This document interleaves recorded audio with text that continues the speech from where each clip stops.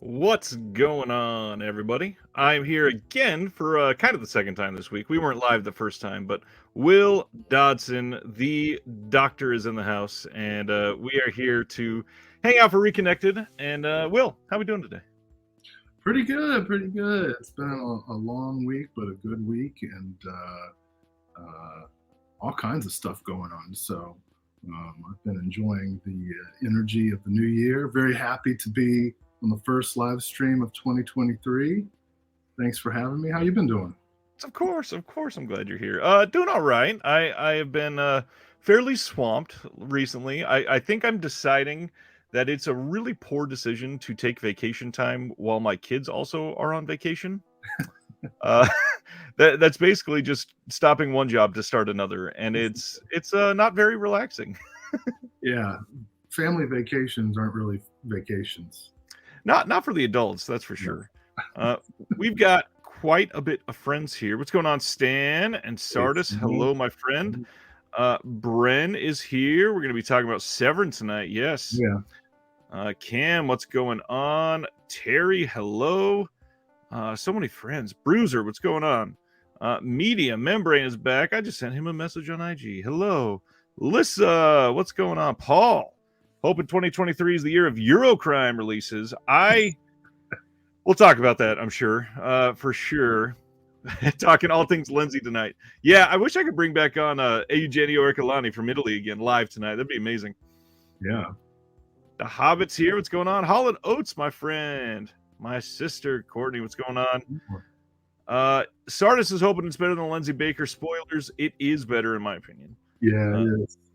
Let's see. The Hobbit says he got an x-ray and the doctors found vinegar syndrome in my soul. I think we might be talking a little bit about vinegar syndrome tonight. Mm-hmm. Mitchell's here. I feel like that's a name I haven't seen in a while. What's going on, Mitchell? Griff. Wow, what's on the agenda tonight? Will is the one preparing the agenda all night tonight. We got the announcements, of course. We got what's coming next week. But other than that, we're giving most of this to Will tonight. Dead Sea Life. Who else is $1,000 poorer? What's going on, John? Dave is here. Sister Agatha. Hello, everybody. So I want to turn everything's over to you. You are the host tonight, my friend. Oh well, let's not get crazy. No, we're not yet. I just the shirts are still on. It'll have well YouTube will do something. So yeah, I do have. There's been some stuff in the news that I really think we got to talk about, especially in light of some of the year-end roundup shows where several topics that are kind of adjacent came up. So I got a couple things, and I really appreciate you putting them up at the top of the show because I really hope we can get some opinions from people in the audience. So I actually got three topics. The first is totally inconsequential to anyone but a freak like myself, and that is, and this is controversial. I recently, I forgot to grab mine so that I could also partake in the misery. So it's not just me, right? I believe it is not just you. Okay, here's what I'm talking about, people. I'm not taking them out of the bags because I feel like they're going to be worth some money now. Severin Films. I just got my bundle with the Four Flies on Gray Velvet and all of that. Hold on, let's set the stage. Something controversial with Severin Films. Everybody buckle up. Will just got the bundle with Four Flies, and he has something that he would like to talk about that he is utterly shocked by, and something is wrong here. Literally shaking. I'm not sure that I can even continue in this hobby. As I'm sure everyone watching knows, in this bundle, we had two Hall of Fame enamel pins. Number 25, that's Mario Bava, clearly number 25. And number 26, as listed on the website, Dario Argento. Now, you see the problem there, my friends. That is clearly not a 6. That is a 5. That means we have two 25s. I'm really bad at holding stuff up in front of the camera. 2 25s, which screws up the entire line to come. Are they going to issue 27 and then there's no 26, just two 25s? We need reprints. We need replacement discs. I want replacement discs. And I'm immediately putting this up on eBay for $999. For all the cardboard enthusiasts, right? The cardboard. I think this is a secret prank by David Gregory, who I know dislikes the cardboard wars. All right, so that was my inconsequential thing, but I did. I looked at him and I was like, huh. And my first thought was, oh, I froze. You're back. Yeah. My first thought was, I wonder if I can make some money off of this. The answer, of course, is probably not. The funny thing was, if anybody has ever looked at my room tour video, one of the things that I do is I'm kind of cheap. I couldn't pay for some really nice pin boards like people do for enamel pins, so I went to, I think it was Michael's, and got some literal cork that they have, like little cork cubes, and I stuck those to my wall, and I've got all of the Severin Hall of Fame enamel pins in order with the card behind it, so that it actually displays the name for people that don't know. So now what do? You're the real victim. 23, 24, 25, 25. I am screwed. Yeah. Well, welcome to 2023. Starting off great. Oh, man. I love all of this sarcastic comment. No, please don't say anything. People are going to go flood the Severance email. We're going to be linking this. Guys. Wow. Other than that, it was a great bundle. I was really pleased with. I'm super excited about 5 days, and so that was just to start us off. But I actually do have 2 things that are kind of serious. That was my segue. Yeah, let's get away from the joking. Let's get serious. Everybody, stop it with the mirth. No, I do have 2 things. These 2 things happened in the news this week, and they're completely separate. But I think that there are some ethical and moral connections, and I don't know the answers really to the questions I'm about to ask. So I'm putting this out for conversation. So, and I want to say just kind of a heads up that this starts out with like an economic topic, but then it gets into some stuff that can be pretty sensitive. So I just want to give everybody a heads up that in a minute the topic will get kind of heavy. All right, so the first part, which is not the heavy part, is, and I'm sure some of you have seen this, we were already kind of dismayed by some of the decisions being made by Warner Brothers Discovery, is that what they're called now? Yep. The big conglomerate, and what they've been doing with HBO Max. They already pulled a bunch of episodes of Sesame Street. They killed the Bat. Was it Batwoman or Batgirl? Batgirl. Okay, kind of retrograde title, but okay. They pulled Batgirl after it had been made. And to some degree, it's like, okay, those are the decisions that corporations make all the time. There are tons of movies that get killed after they're in the can. It sucks, but it happens. This was kind of egregious, but and very public. That's the big difference. Very public, right? But it happens. Okay.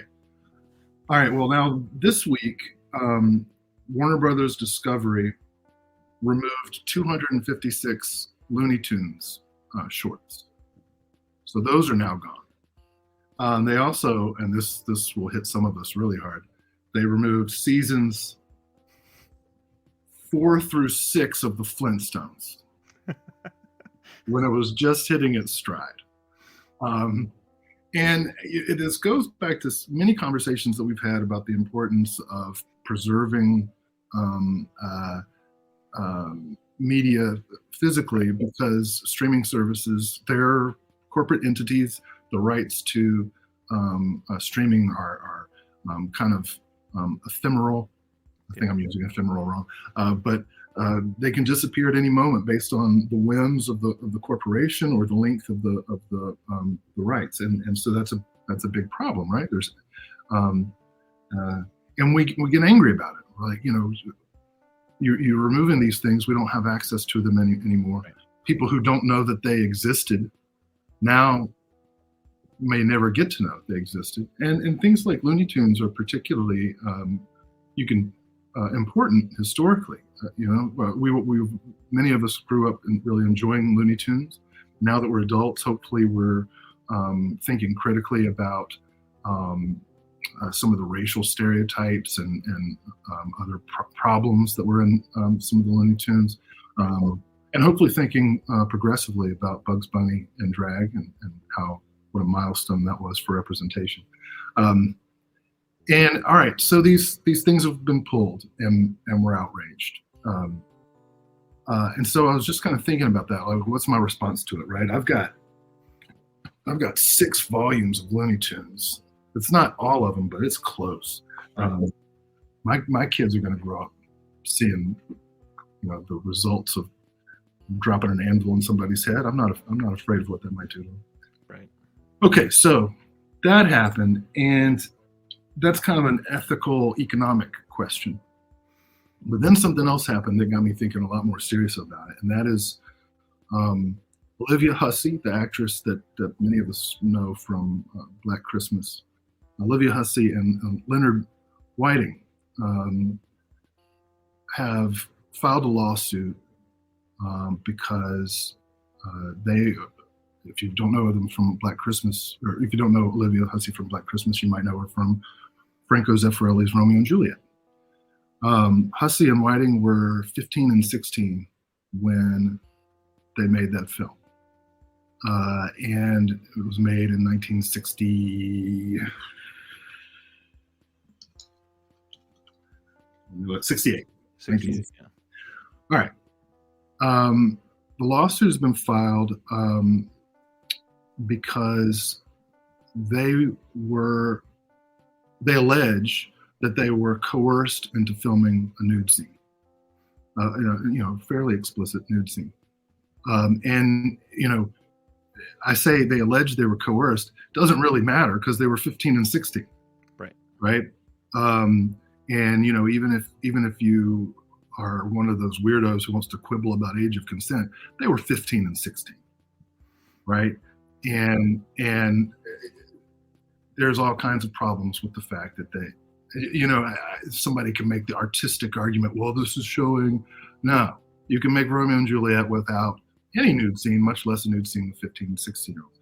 So the movie is a problem. And this is complicated even more by the fact that the Criterion Collection is slated to release a restored Blu-ray of Romeo and Juliet on Valentine's Day, February 14th of this year. And so what are they going to do, if anything? What should they do? What should we think about it? Because right now we step away from Looney Tunes, and now we got something really problematic.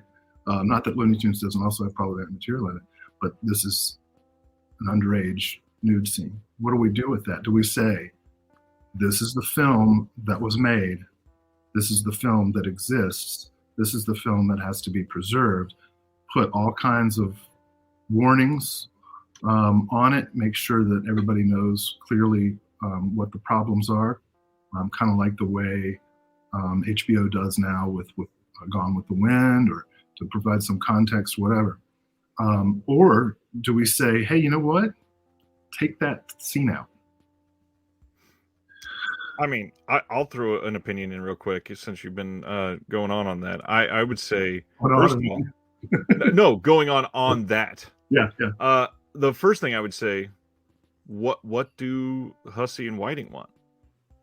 Do they want the scene removed? Do they want the entire film not released now on physical media? Do they want just warnings and now display it even though they've been through it? Good question. So this as of right now, and this is as it's reported in the New York Times,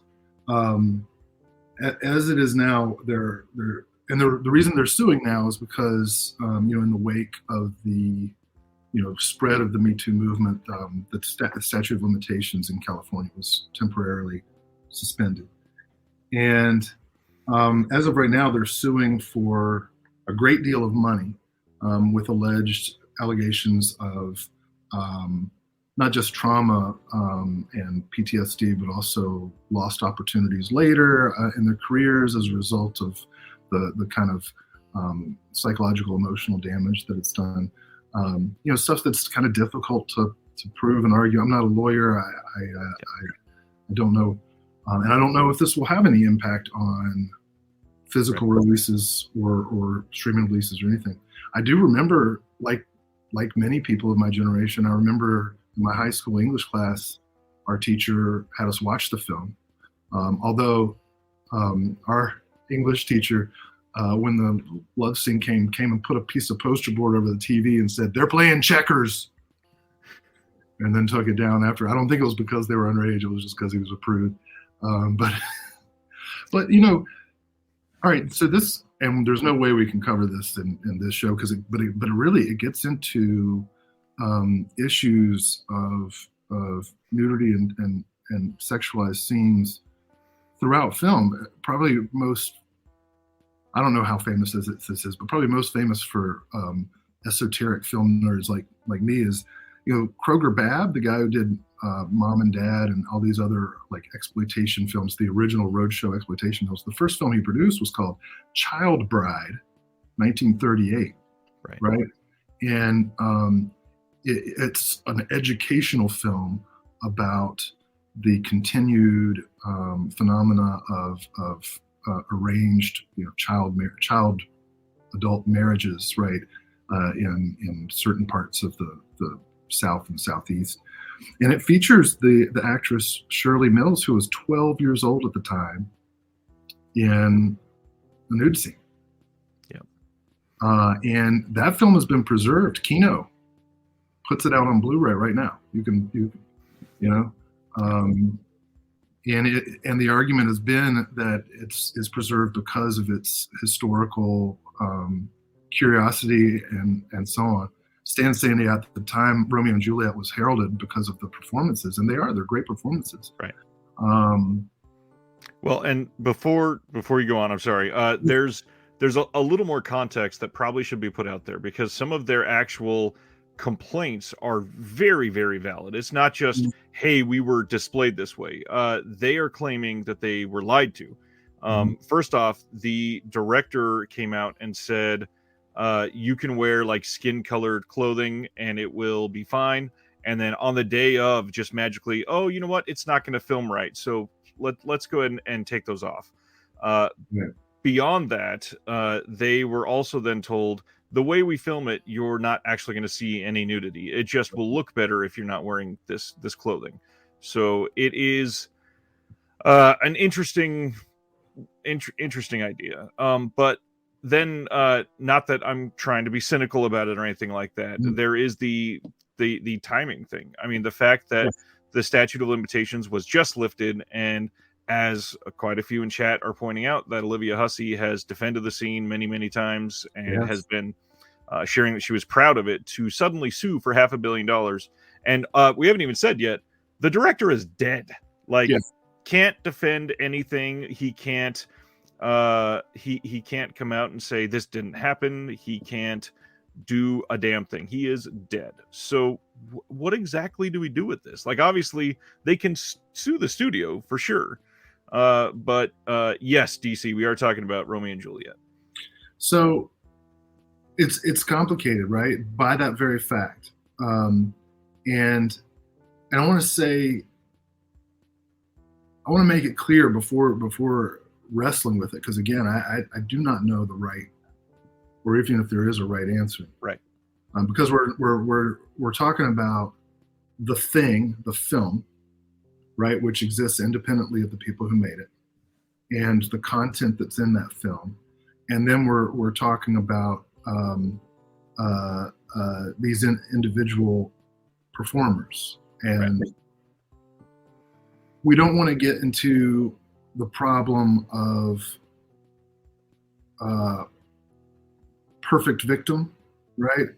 Like, okay, so Hussey has in the past defended the scene and talked about how she's proud of it. Maybe now she has second thoughts, or maybe now she's processing some emotions that she did not realize were connected to this. Who knows, right? Like I could never. Well, I was about to say I could never speculate, but I just did. I could never know like how she as an individual feels. Right. I will say I'm not going to. I don't expect her to be perfect or unimpeachable. I don't expect her or Whiting to be able to speak to this in a cut and dry way, or for us to accept it. Right? The film was made. The film is extremely influential and has been important. And whether or not these performers were after the fact okay with the nude scene, the fact of the matter is it's a nude scene with a 15 and a 16-year-old. Are we okay with that? And I'll also, this is not the first time or the last time that we've had to wrestle with this kind of material.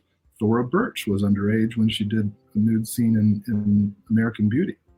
Well, I mean, to be frank, even just looking at these boutique labels, there's more than a handful of films just in the last 2 years that have had releases. One of the ones that was kind of like, I'm still shocked that it has quietly gotten a release in the US, Australia, and maybe Europe as well. Fun City Editions put out Bilitis, and that has a very young woman like showering with her mom, I think. And it's it's not explicit necessarily, it's very natural, but it's kind of the exact same thing. There's a handful of other films that we've had recently that is, plain as day, very underage nudity. I mean, look at I think Lady Snowblood has some. Yeah, and it's I mean, part of it speaks to the way child performers historically have been mistreated anyway, right? Like Sarah Polley's recent memoir speaks to some of that, and many others, and we all know tragic stories of people like Judy Garland who were, kind of force-fed speed and abused in different ways. And everybody can come up with examples that are making me even more uncomfortable to think about, even though I was like, we have to talk about this. Right. I don't know, and then I start thinking about, and I'm going to cut it off from the parameters of it here.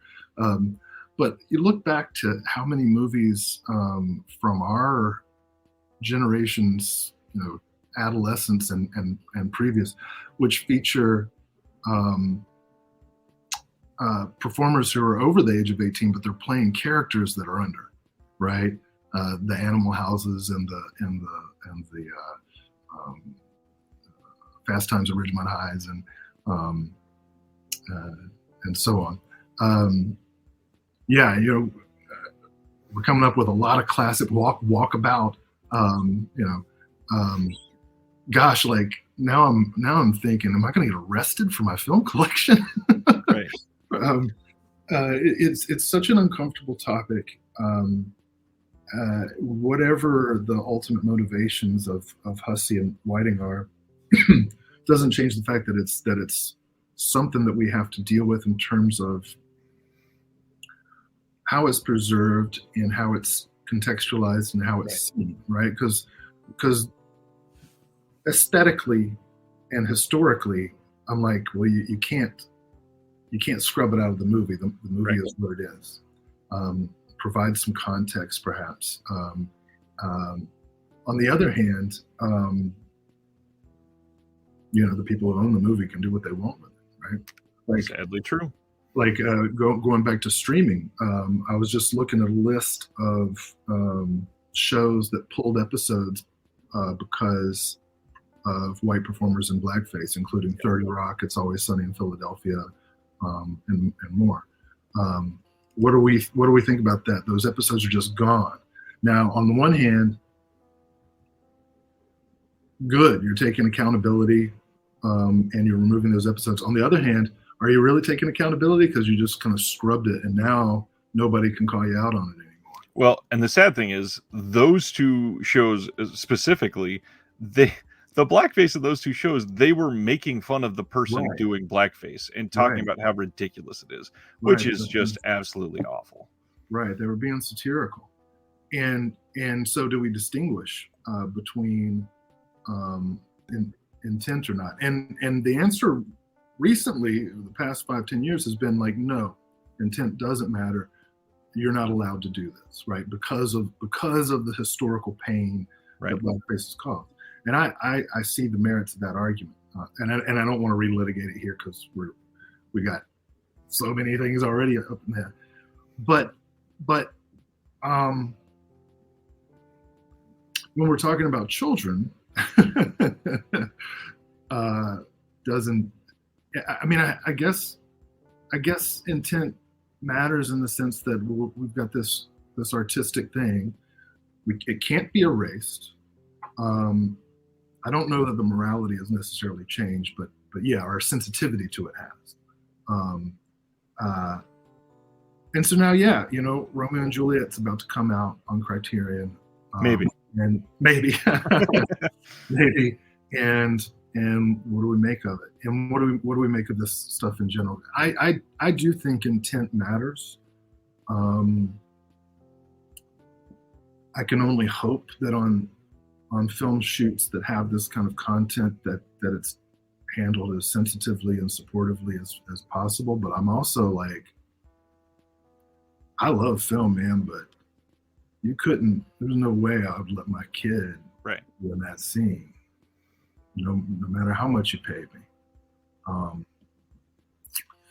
So I don't know, I know this is not the most articulate thing, and I don't mean to be a downer, but it is relevant to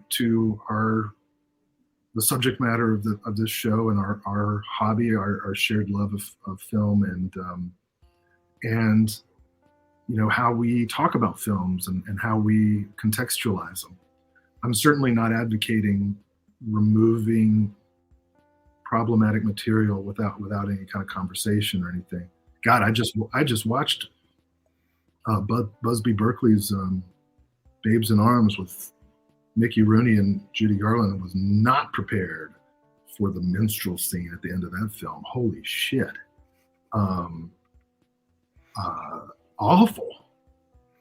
And and I know I'm talking about underage nudity and on one hand and blackface on the other, and they're different things. So please don't think I'm conflating them.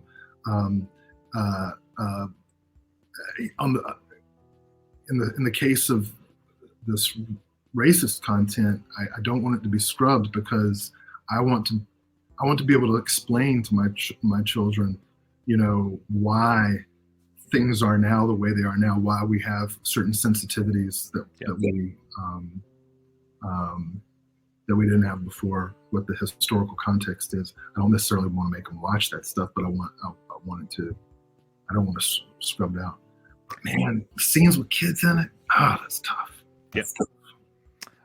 Couple things from the chat, and then one more thing from me. Paul was when you said it sounded like you said menstrual, so I'm understanding people understood that the word is minstrel. DC says nowadays there's no any of this would be allowed. The 60s and 70s were a very different time. Yes, the culture has changed towards capturing the information, obviously, but on the other hand, like a lot of this has been illegal the entire time. Yeah, and let me by way of contrast, I show "Don't Torture a Duckling," Lucio Fulci, in my cult films class quite a bit. And there's a scene where a little boy is confronted by a fully nude adult woman, and my students were like, "Whoa!" And I was like, "No, look at the way it's filmed. He's not in the same room. You're not in the same room together." And so the film has these images that are very uncomfortable, but the filmmaker did not put the kid in that situation. So, that's a distinction. Of course, the image is still there, and the kid can grow up and be like, "What the fuck?" But So one final thing, Sardis says it's up to film historians to put this in perspective in the future, and I agree with that, which is why we're having the conversation. Not that I'm proclaiming myself a film historian or anything, but this is a form of writing some of our context behind what we are accomplishing right now and what we are experiencing. One of the things that I want to caution, and I'm not the person that wrote articles, so I know that I have not done this, but I have found it very awkward. And I don't know if you've seen this yet. A lot of the places reporting on this Romeo and Juliet thing, they're using a similar headline like Olivia Hussey sues over underage nudity in Romeo and Juliet. There are, I'm not kidding, probably 75% of the articles I've seen are completely erasing Whiting from the headline. yeah, They're not including him whatsoever, which kind of continues the fact this myth that men can't be sexually assaulted, that men can't be a victim of statutory rape, that men can't be somebody that is taken advantage of sexually, and it is abhorrent to see it continue. It is literally two people filing a lawsuit that went through this same experience together, and they're erasing one of the victims, and it is embarrassing. Yeah, it's really important. And in the sort of aggregation culture of internet scoops and journalism, what passes for journalism now, the story is sure to get embellished and exaggerated and decontextualized, which I hope our listeners resist. And how do you pronounce that? DC Ebner? The Nirvana cover situation. Yeah. And so what's the context, right? That suit was dismissed because the argument was that, the infant was not in any way positioned that was sexualizing or anything like that on the Nirvana cover, just in case anybody wonders what we're talking about. Can't make that argument here. Yeah, but in fact, the cover is kind of uncomfortable in ways that when it came out and I was a teenager, I probably didn't think about. But again, I'm not coming down with anything definitive. So right. Anybody listening who don't get mad. Trying to just trying to get the conversation going, because I really don't know how I feel. Right. You should sue his parents. Yeah, a lot of child stars should sue their parents and have. I mean, look at one of the biggest stories of last year, Jeanette McCurdy coming out when writing a tell-all book that's called "I'm Glad My Mom Is Dead," and going on like a national speaking tour on it. And I mean, not to get extra vulnerable for something like this, but I can totally relate to some of the feelings that she has expressed in many, many interviews. Like, obviously I wasn't a child star, but the way that I was treated when I was younger, it's something that I still don't talk to my father. I don't talk to my stepmom, and have not for years. And yeah, honestly, maybe the parents are one of these people that if they signed off on it, like, how are you not also guilty of doing that? I appreciate you sharing that. That's because that really brings it home, right? Like, sometimes it's easy to distance ourselves from the child stars who are now all grown up, and there's a certain amount of Schadenfreude when the tabloids put their stuff all over the internet, but they're real people, just like you, just like me, and Sardis is more concerned about Looney Tunes disappearing. That's a real thing too. I don't want that to get lost, because in a way it is connected, right? Because it's these decisions that are made both economically and aesthetically about what we can have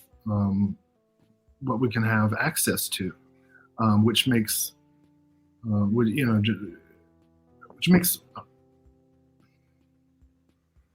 it kind of reminds us of the corporate control over content whose decisions are rarely made because of actual feeling, but pressure.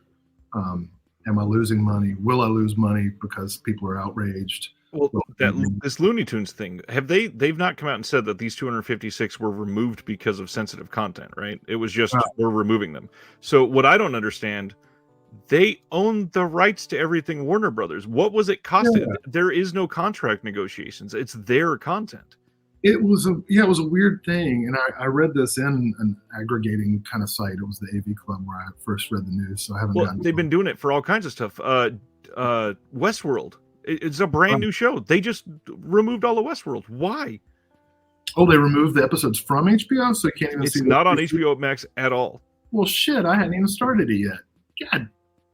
Well, now I'm the victim. Exactly, and that can't even be argued that it's something like the old Looney Tunes insensitive content. What are we getting out of that? I guarantee you, the server space that they were using for that is not something that is bankrupting them. Well, yeah, we still got like all 30 seasons of South Park. Thankfully, I think that's Paramount. Oh, well, wasn't it streaming on HBO Max though? It was. It is, I think. Isn't it? I'm not sure.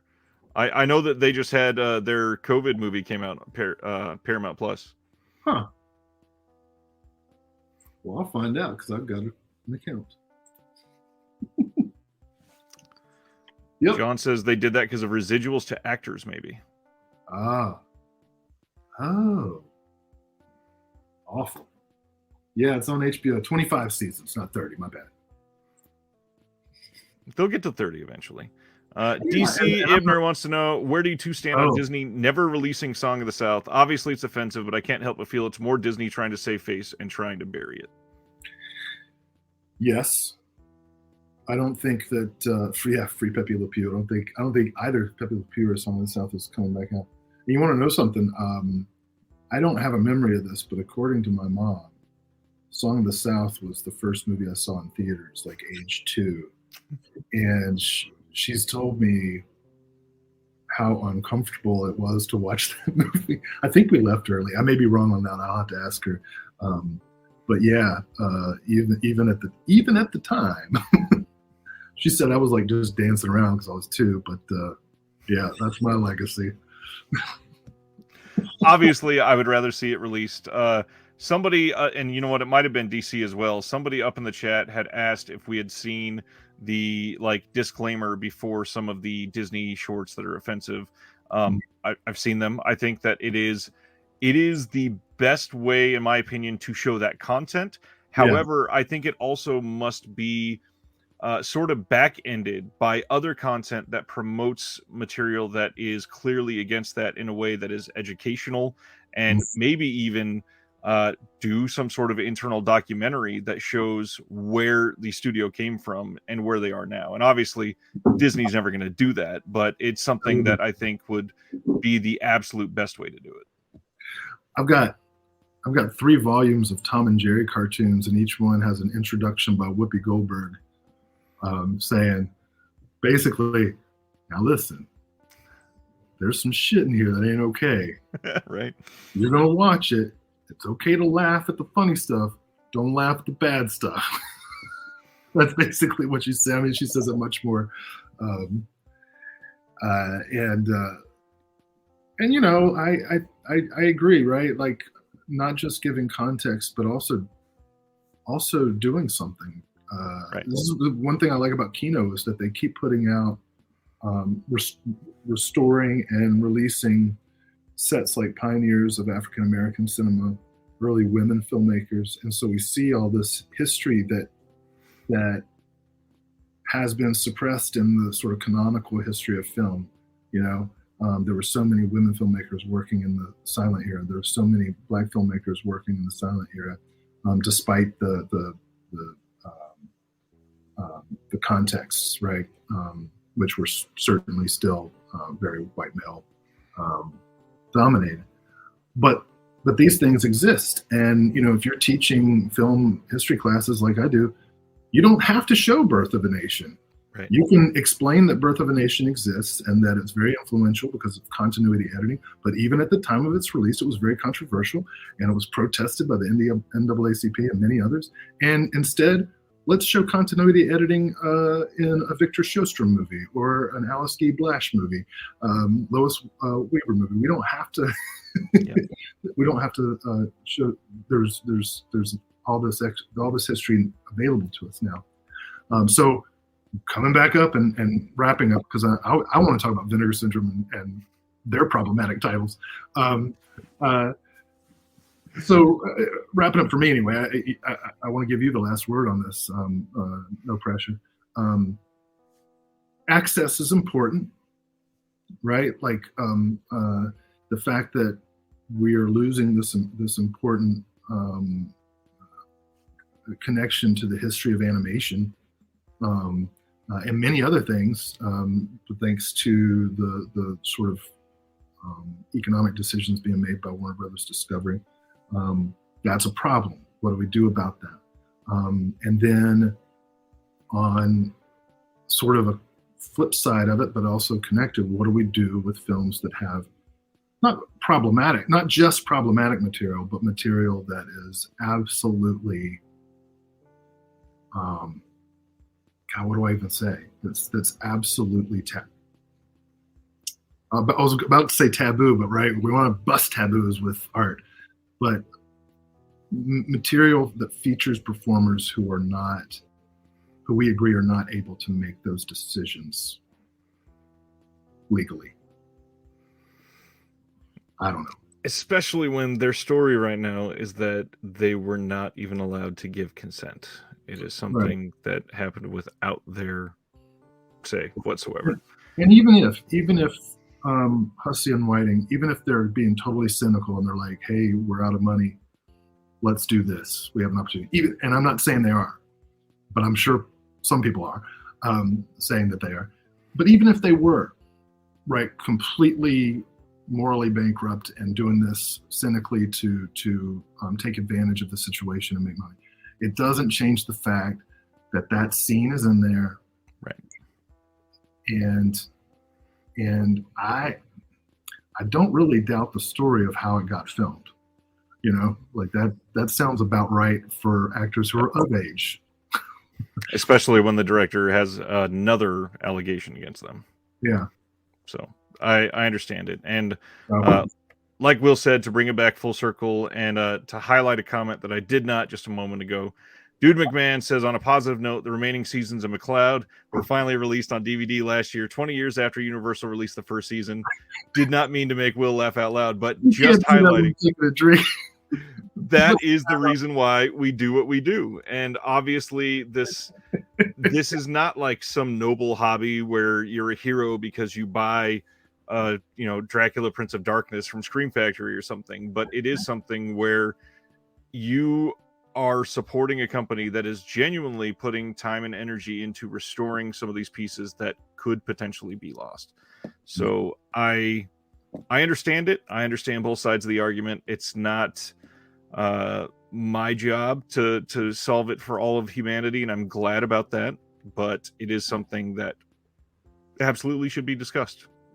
Yeah, and I'm scrolling through the comments right now, and I'm seeing a lot of really interesting points.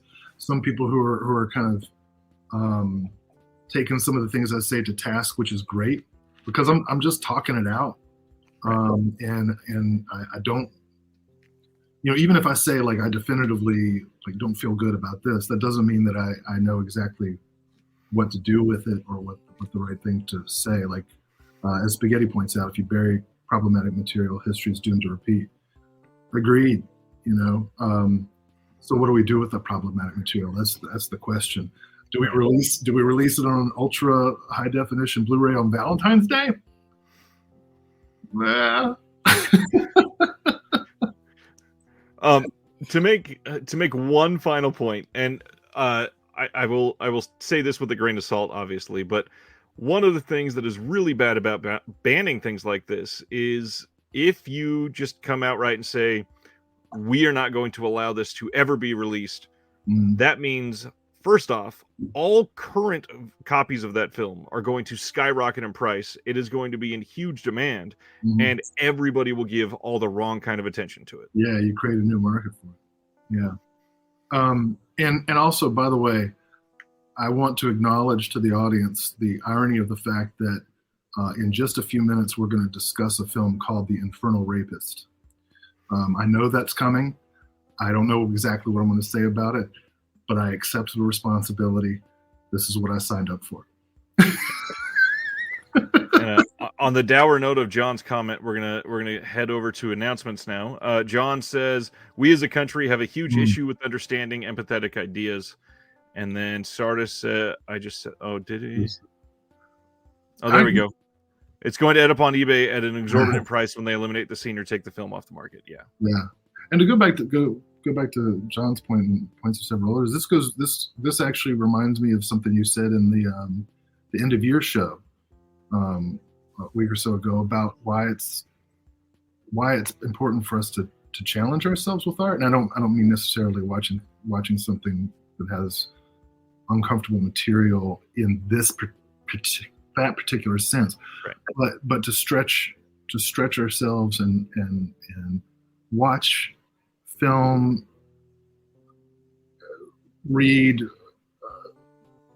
seek out art that with the eye to empathy, understanding, and not just acceptance but acknowledgement of other people and their individuality, their individual pain, their individual joy, and so on, because that's really what it's all about. I mean, why do we tell stories? Why do we respond to beauty? Why does beauty even exist?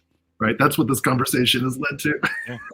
Fill up your empathy tank. That's exactly what challenging yourself can absolutely do. I didn't believe this, but this is the hilarious note, and then I'm genuinely starting announcements after this. Hall & Oates says, there is an I Spit on Your Grave Valentine's Day DVD slip at Walmart right now. And you are kidding. It is true. Wait, is it the original or one of the? I believe it's the original, just on DVD. Holy shit. Yeah. Actually, I'm so glad you brought that up because we talked about context. And the best way to contextualize problematic material. Joe Bob Briggs' commentary track for I Spit on Your Grave.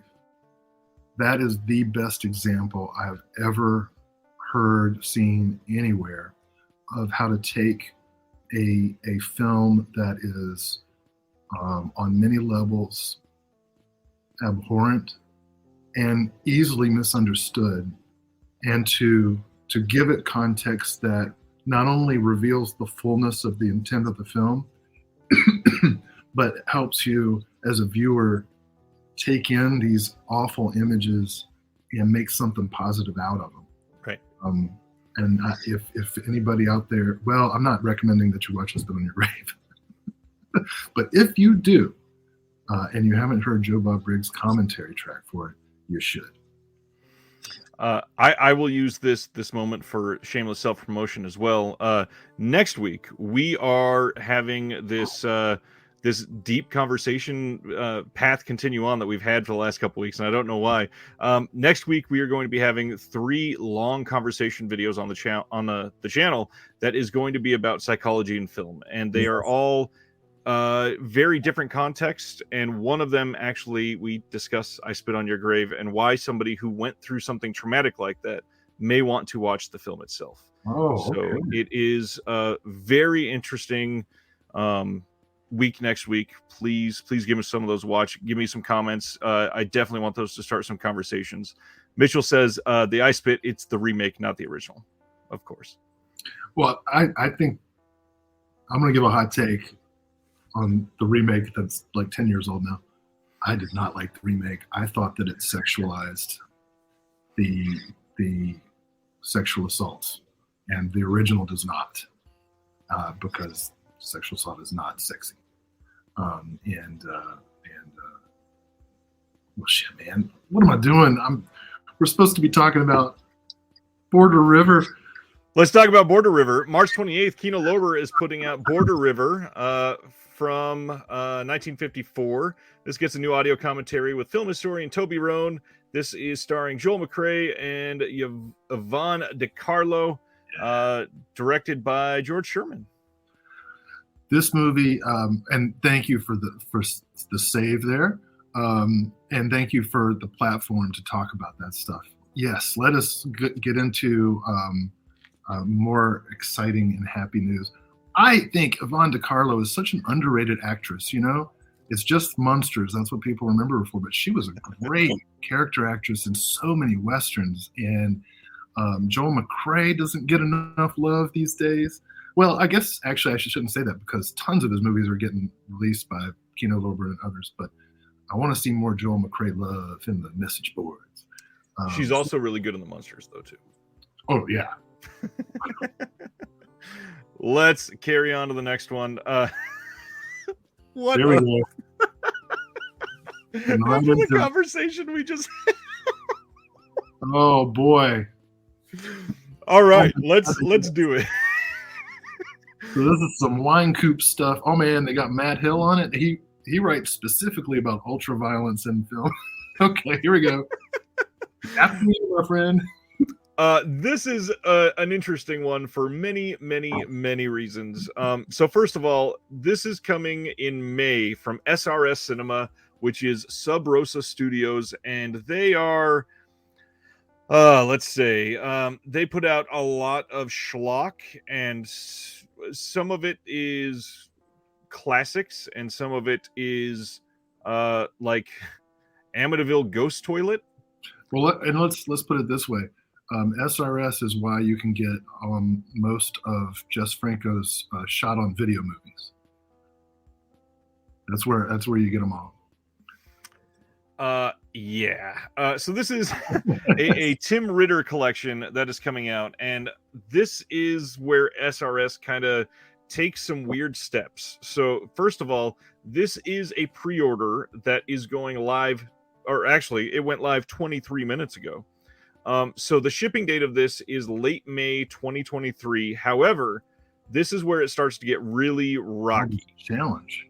If they sell 100 of these by February 2nd, they will immediately flip the switch and make this a 1,000 unit on pressed Blu-rays the way it's supposed to be, on a big 3 or 4 disc set. But if they don't sell 100 by February 2nd, it will only be 200 units, and you're going to get burned discs. So it is very worrisome when they don't tell you the count of what is being pre-ordered. Yeah. So why would we jump at the chance to pre-order if you're possibly only going to get a handful of burned discs? So it's not like a Kickstarter where you get your money back if it fails. Right. So I pulled it up here. Well, all right. To be fair, it is artificially discounted from the arbitrary title of the arbitrary price of $129 to $64.95. Ooh, I don't know, man. That's a big risk. So let's talk about what's on this. This is the quote legendary filmmaker Tim Ritter's shot on video filmography. Everything outside of the Truth or Dare series comes together in one epic release. Now, I will say, this has a shocking amount of extras in it. They did not back down from anything, really. And for SRS, this is really impressive. For the original 1985 VHS release of Twisted Illusions, which includes a Truth or Dare segment, they are giving a new upscale transfer, which these are all upscaled because they're all shot on video. They got a new commentary with Tim Ritter and horror scholar Matt Hill. We got a new interview with Joel Wynkoop. We've got a new interview with Tim Ritter, new uncut 2021 interview with the producer, Al Nicolosi, and then some stills gallery with, there's a stills gallery with a Tim Ritter commentary. All right, hold on. I got a question. Yep. So Matt Hills with an S is an eminent horror scholar, and that's what I was talking about at first. But this says Matt Hill, and it's consistently Matt Hill through all there. Yes, it is. Is this the same horror scholar, or did they make a typo? I think either are possible when talking about SRS Cinema. That's true. I'm gonna do some research.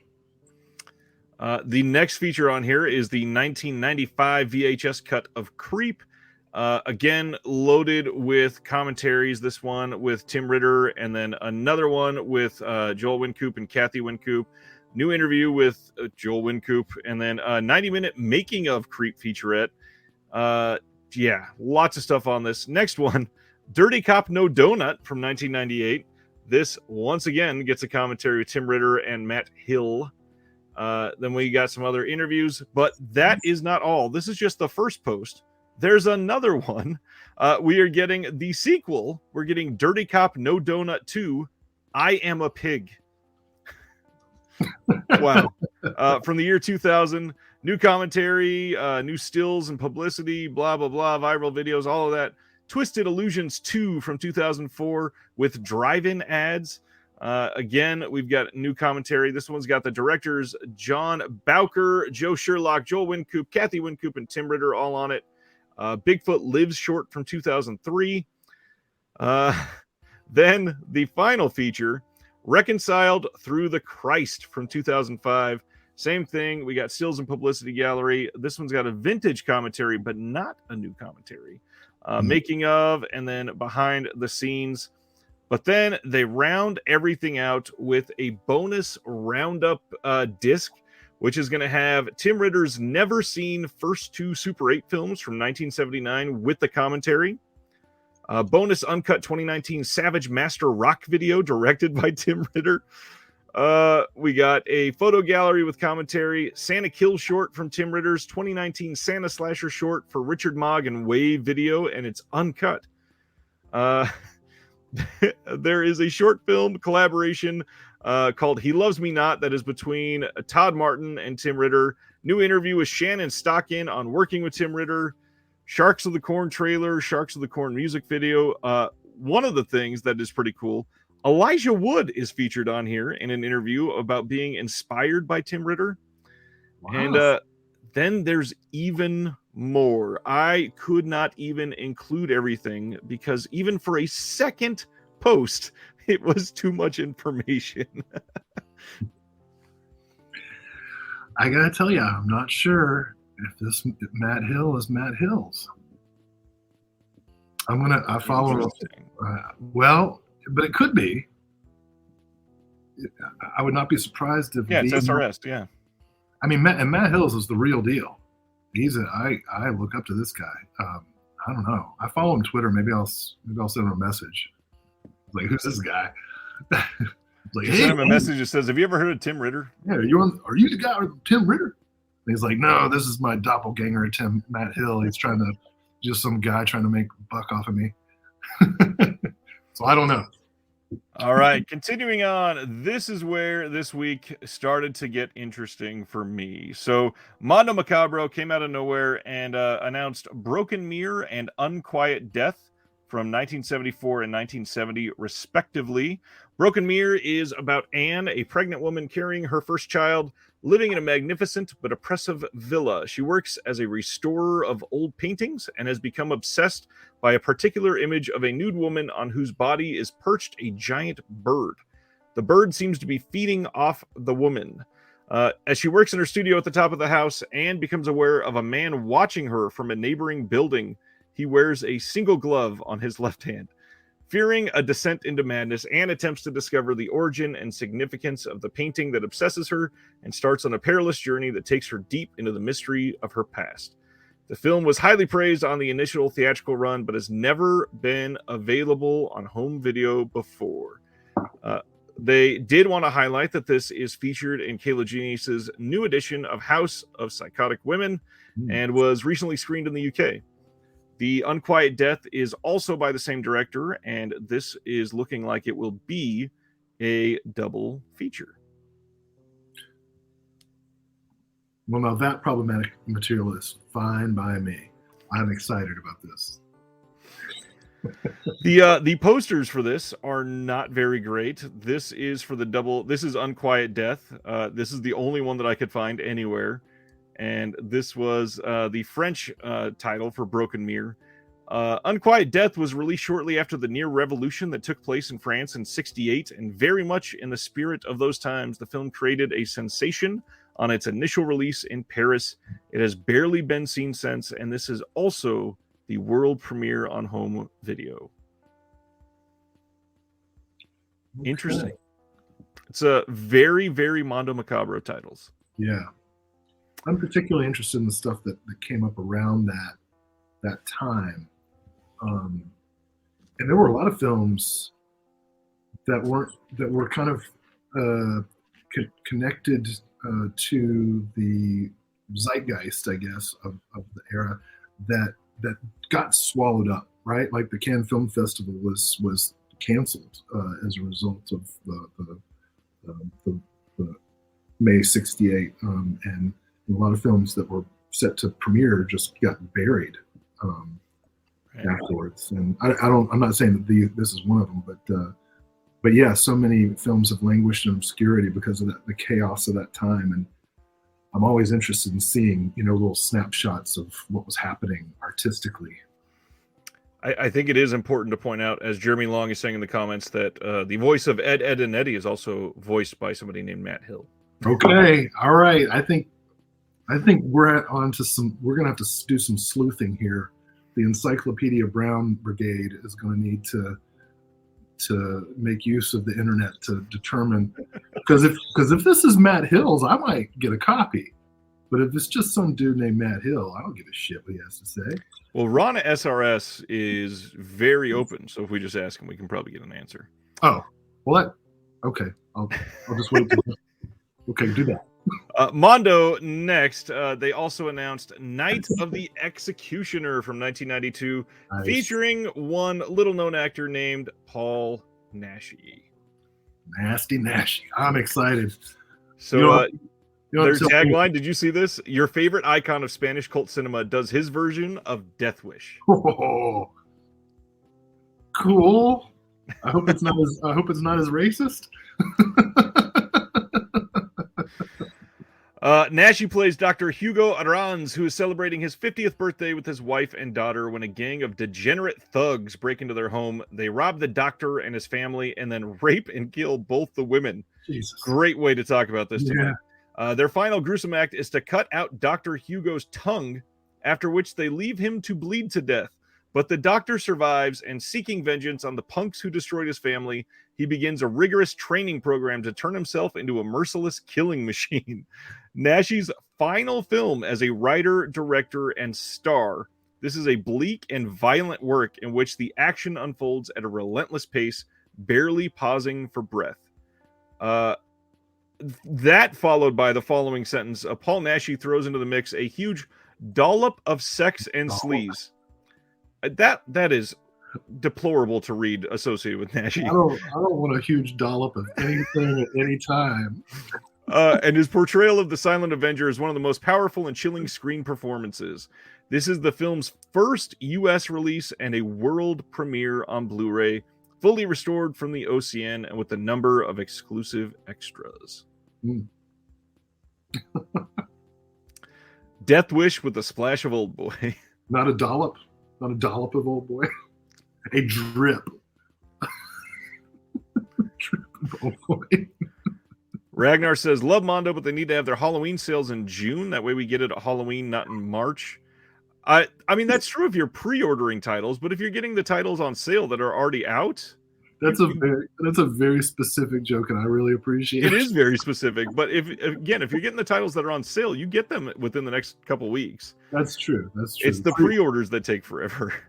Pre-orders, like, you can pre-order now, and at some point we'll ship it. A little dollop will do ya. Naschy always gets his in his movies. He loves beautiful women, that's for sure. Well, one more. They announced, this just sounds absolutely wild. Coming this year from Mondo Macabro's Special Silencers from 1982. Longtime fans of Mondo Macabro know we love the crazy Indonesian films of the 70s, 80s, and 90s. We know you love them too. Well, you will all be happy to know that after many years away, we are finally heading back to Jakarta. We have several projects in the works from that part of the world, but this is one of the most exciting. This is one of the key works of Indonesian exploitation cinema. It is from action specialist Arizal, mixes insane special effects, high-kicking martial arts, and gruesome horror into a highly entertaining brew. Gundar, a sadistic and sleazy local politician, steals a bag of small red pills from a local mystic. These pills, called the special silencers, as in the title, when dropped into someone's drink, cause a huge tree-like growth to burst from the victim's stomach. Gundar uses these pills to wipe out anyone who gets in the way of him becoming a powerful local landlord. What the hell? Wow. Yeah, I love the Indonesian exploitation films. I have so many students who have fallen in love with the country's output after seeing Lady Terminator, and I am excited to add this to the syllabus. What is that, like a tree bursts out of you after you take one of these pills? That's amazing. Yeah. That's like if the Lorax becomes a murderer. How do you even follow that up? Yeah, you're right. When the Lorax becomes a murderer, like Lorax and Death Wish. I love it. To respond to Ragnar, Mondo also offered up a shipping and general update.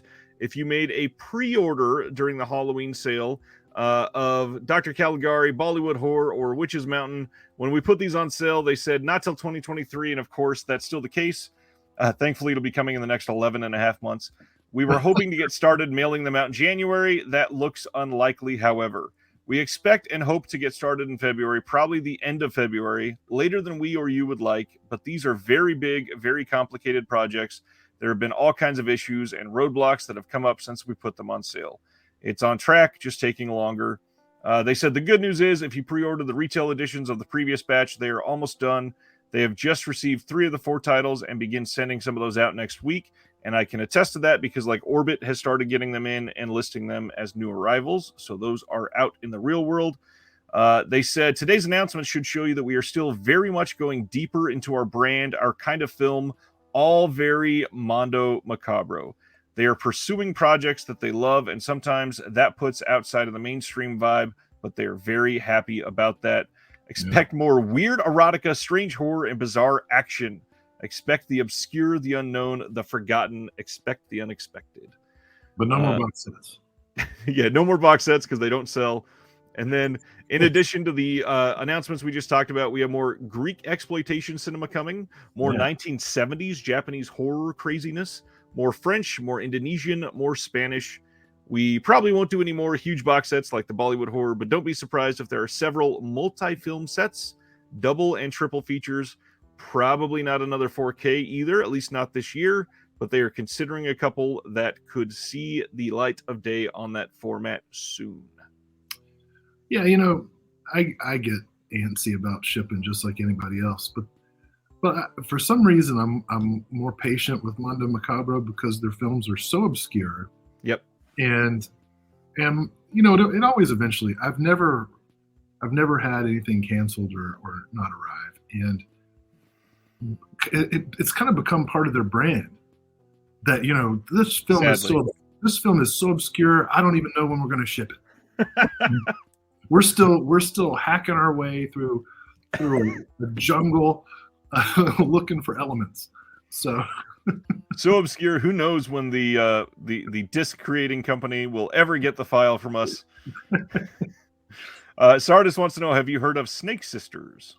Snake Sisters, I picked up, I think. Hold on.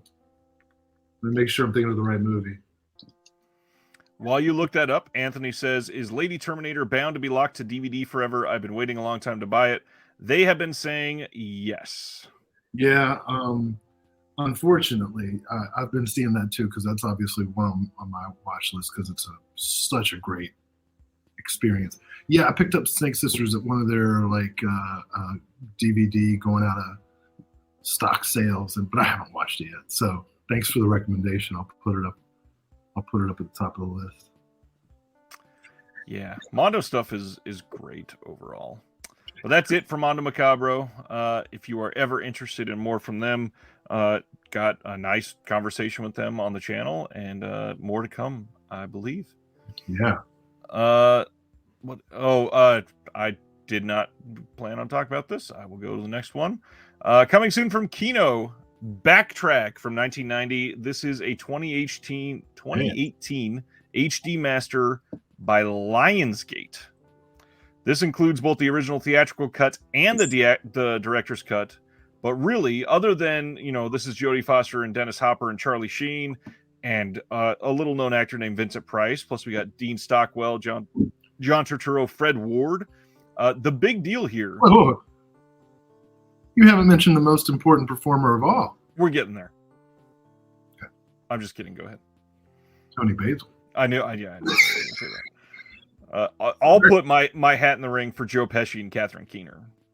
Oh man, I can't believe this cast. I have no awareness of this movie at all. This might be the most exciting thing comes up for me tonight. The biggest deal though is that this is a Lionsgate title, and this is, I think, the second or third that we've seen from a boutique in the last 6 weeks. And that is a giant deal. Lionsgate have never licensed to boutiques ever.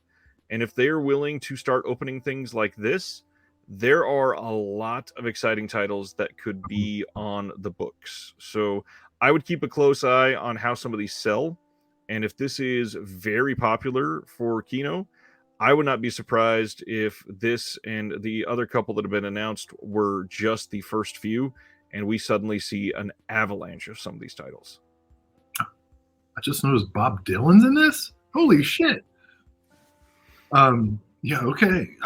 Yeah, that would, back to your point, Avalanche is right. Holy cow. There's so many films kind of locked away. Wow. I don't even know what to say.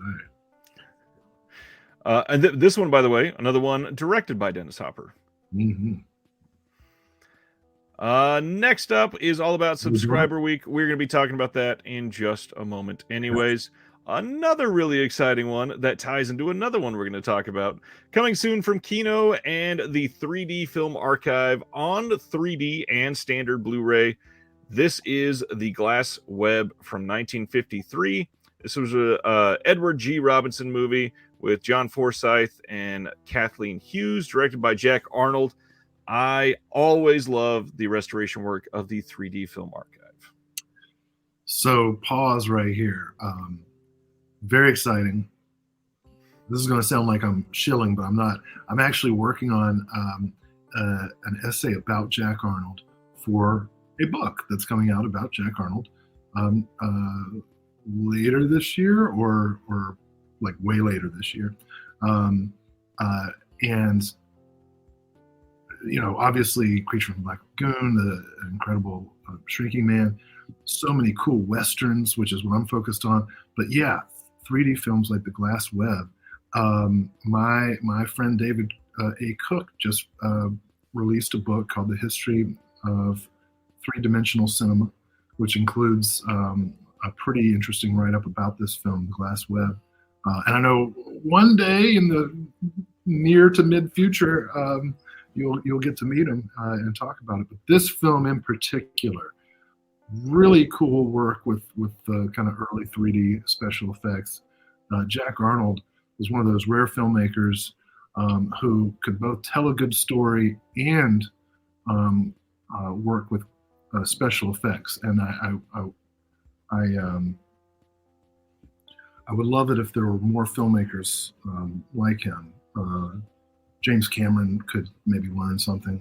But said the guy who is nobody to the most powerful filmmaker in the world. But anyway, yeah, Jack Arnold. Hey. Obviously, the name Edward G. Robinson is one that we are going to hear at least one more time tonight. So let's hold out on that name. Yeah. And move on to Vinegar Syndrome finally. Well, all right. All right. We went through these together as the sale went live the other day. We're not going to spend a ton of time going through all of these, but Will did not get a chance to talk about most of these. So we're going to let Will have a shot.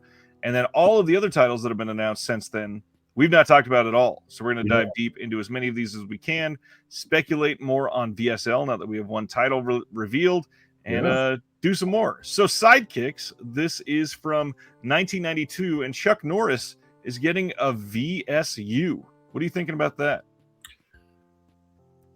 Oh, it's not my favorite Chuck Norris film.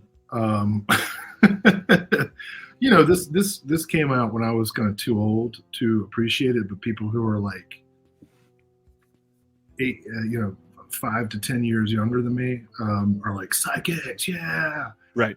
So, I think it's an interesting and a humorous and a generationally appropriate title. Because I think a lot of the people who work at Vinegar Syndrome are just a little bit younger than me and are the right generation for Sidekicks to be part of their childhood. Yep. That's about all I have to say about Sidekicks. And, it's I don't care about it. But I'm glad it's available, and I'm glad people are excited about it. As far as Chuck Norris goes, give me the Octagon, which I have the Octagon, so I'm cool. I do want to point out that one of the things that I am genuinely looking forward to this for, not even the movie, but the fact that we have a fan commentary with Joe Begas and friends. That is such an interesting addition. I cannot wait to see it. When this got announced, he was actively out there advertising his commentary. So I love that he was a part of this. Gleaming wants to know, how old are you, Will?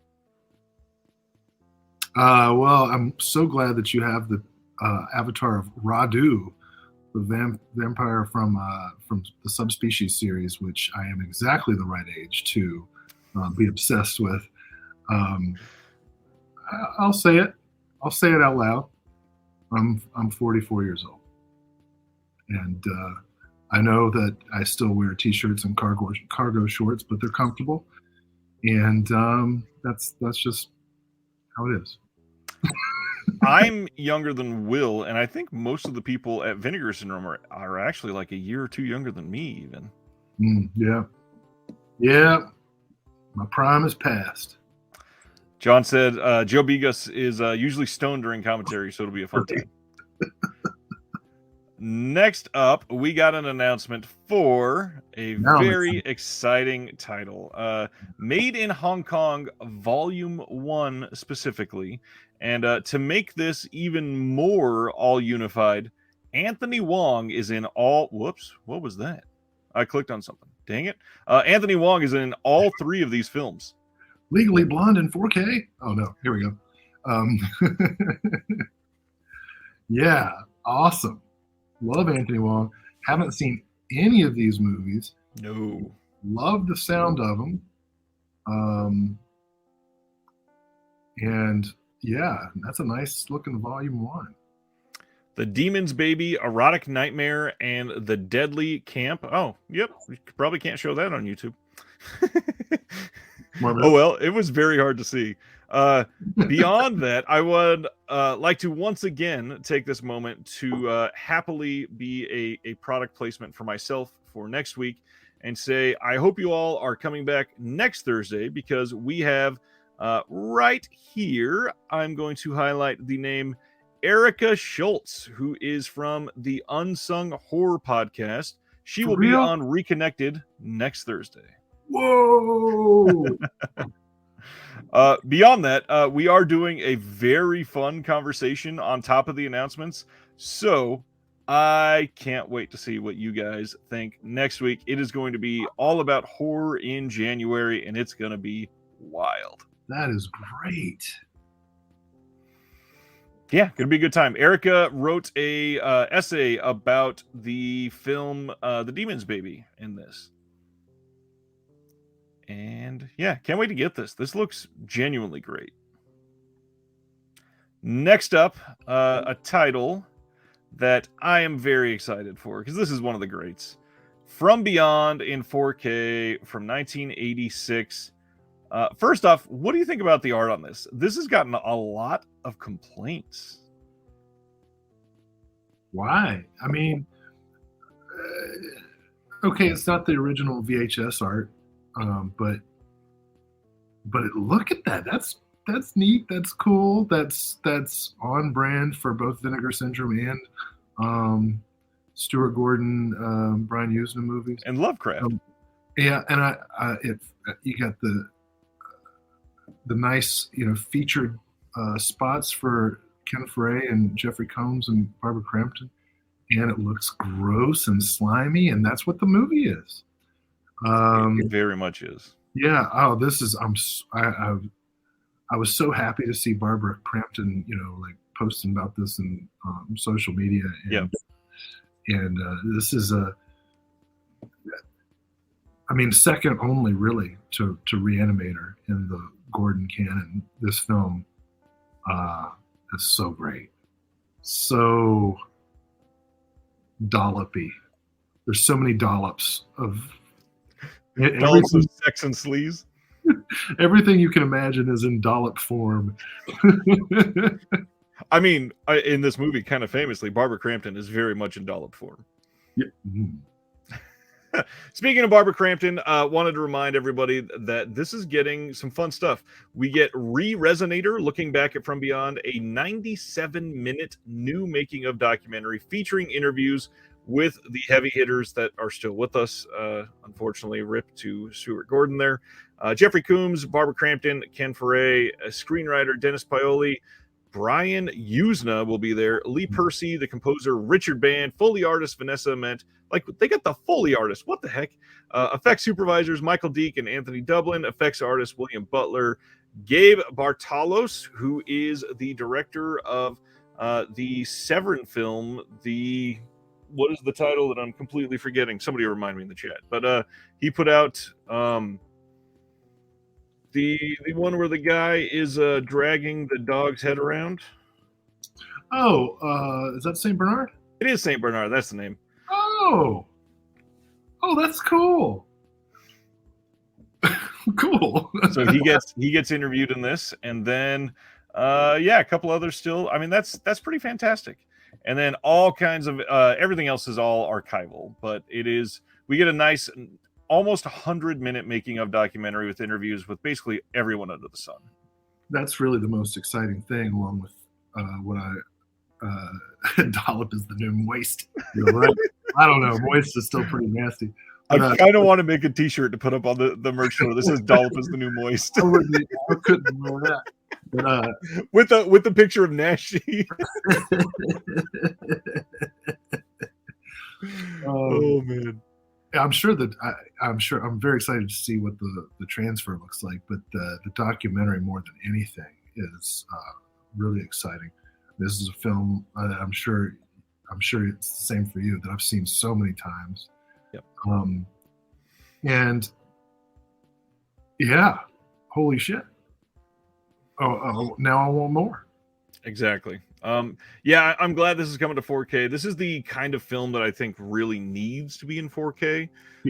From the 80s. This isn't there's been a handful of 4Ks that have not super been necessary, but this is one that, first of all, it was out of print, and it's an iconic movie. It certainly is needed, but not to mention the colors in this are beyond incredible. So yeah, this will look great in 4K. Not to mention the Foley work. I just wish I'm gonna publicly say this again. Why the hell is Vinegar Syndrome not doing an HDR grade in Dolby or Dolby Vision? I don't know. They get their red tinted HDR10 in there and call it a day. Anyways, just continuing with our theme from tonight, they announced 1988's Infernal Rapist. This is a lot. The synopsis for this film is crazy, and this is the slipcover. I do like the art on the back here. Yeah. And honestly, the art on the front is really good too. But lots of new interviews for this one, and Alexandra Heller Nicholas is on this one, doing an audio essay. Yeah, well, that cover art kind of like reminds us of the problematic nature of so many exploitation films. Like, if you're excited to see this film, why, right? And I am very interested in seeing this film, especially based on the description and the trailer that I watched, which lead me to believe that there's some sort of socio-political allegory stuff going on, as well as crass, sleazy exploitation. And yeah, and it also leads me to kind of interrogate myself, like, why, when I see a title like El Violador Inferno, right? That's the Spanish title of like Infernal Rapist. When I see a title like that, why am I like, now that looks neat? Yeah. This is a. So I do. I want to see it. Well, I'm gonna see it because I subscribed, so it's coming. Whether I. And the art is provocative, and the plot is provocative, and I'm gonna see. We should talk. We should maybe after it ships, one of the next times we're on, we should talk about this and see what we think. Before we go on, if I may, I'm going to do something. Hopefully Celeste is still here live. I wanted to say this. Right. I already had this queued up, and hopefully Celeste can see this. I want to give a shout out to Celeste, who was on the channel on Sunday as the sale went live, and there is a video that came out that if you are on the fence about becoming a subscriber to Vinegar Syndrome, Celeste did one called Why You Need Vinegar Syndrome's $980 2023 subscription. And obviously it's a tongue-in-cheek title, but it is a very logical, well thought out, and the important thing, very mathematical and analytical reasoning for why getting a $980 subscription was a good choice for Celeste. And it is something that is clearly going to be used by other people when they're making this decision, because it is so important to actually break this down and find out how much money you will save, because it's not a small amount of money.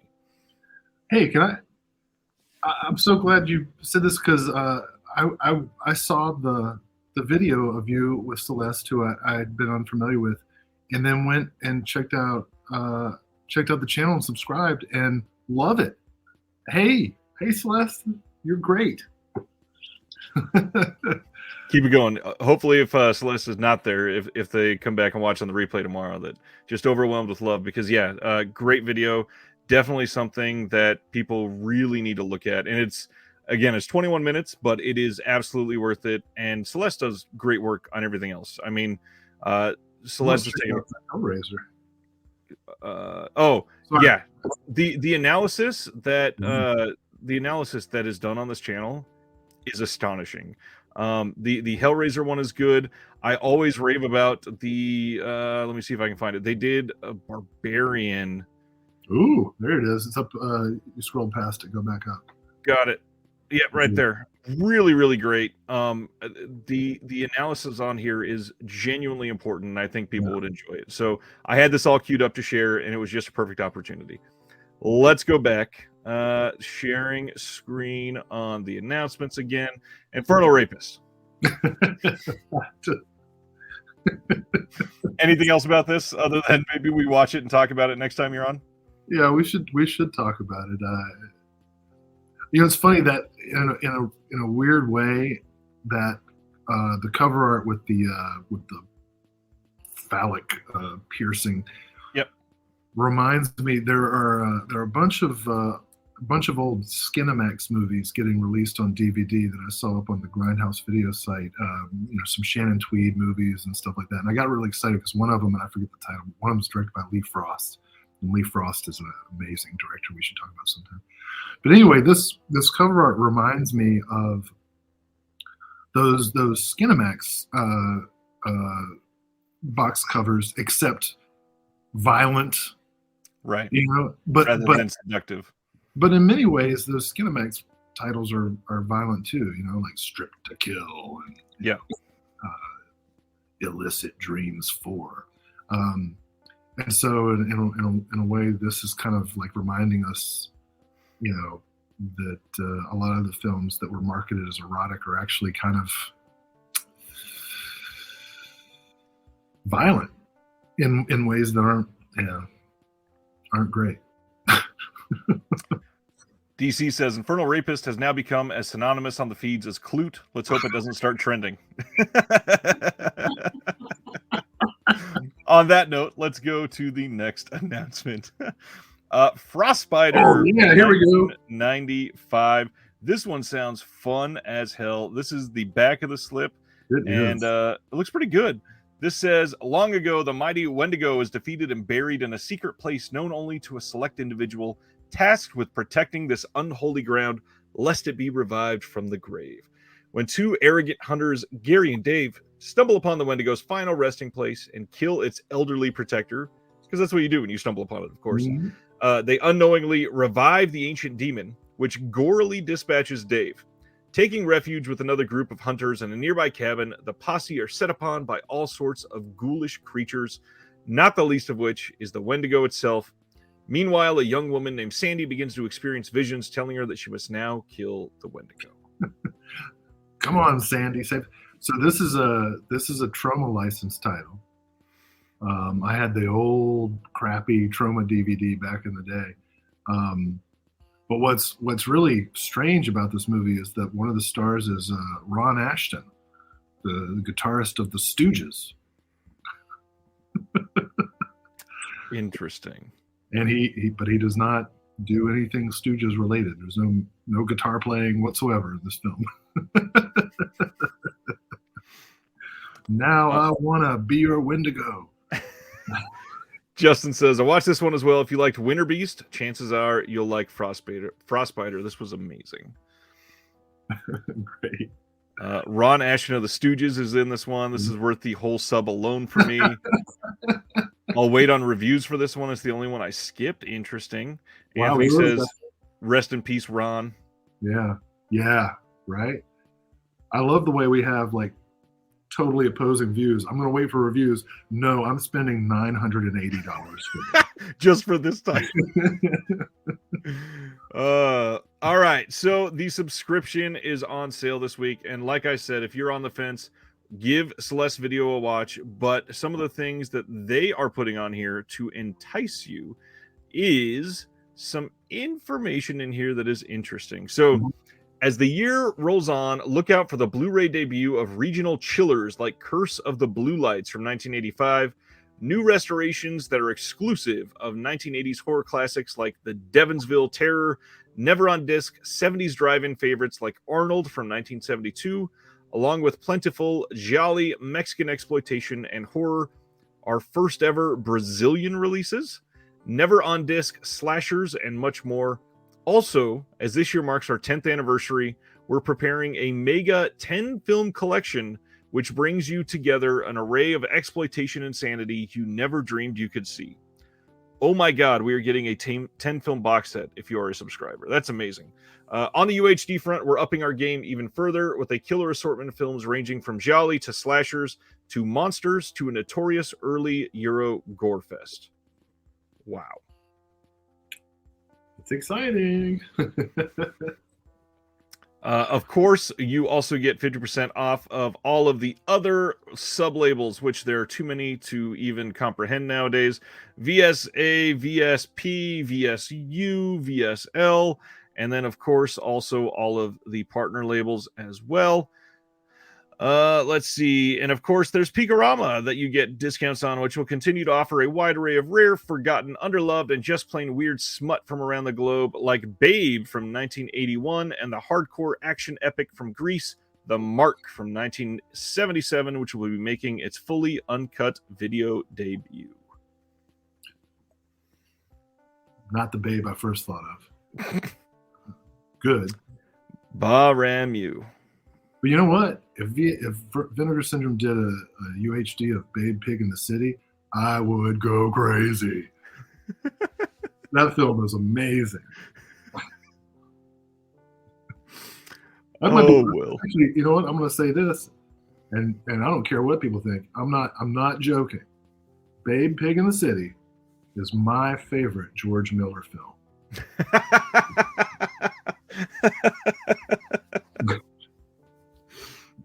And I like his other films. What a hill to die upon. Yeah, I will. I love the Mad Max movies. I love Witches of Eastwick. But Babe Pig in the City is his masterpiece. John says Brazilian release, as in Coffin Joe. Ooh. Could be. Although I think that they were saying, well, not Vinegar Syndrome, but it has been like a wide known topic that most of the elements for Coffin Joe stuff has been ruined. DC wants to know, what do we think the retail for that 10 film set will be outside of the subscription? Obviously, we don't. They're probably all Blu-rays, because a 10 film 4K release would be stupid. Like that would be incomprehensible in price range. Considering the fact that we've gotten 4 film sets at $60 from Vinegar Syndrome, in terms of the Amityville set, I could see a 10 film set easily being like 120, maybe even slightly more. And MSRP will probably be like $329.99. Yeah, I mean, how many films are in those like Columbia sets that come out? Right, like 8 or 9, and they're. Look at this Hammer 20 film set. You can get it for $20. That's Mill Creek. And I did. I happen to have a Columbia set right here. This is 6 films, and it's on sale for like $70. Right, so it's like twice that. When now, are those all 4K? Yes. Okay. Well, so there you go. Let's see. I don't want to clog up the chat about the Stooges. That's what the Discord is for.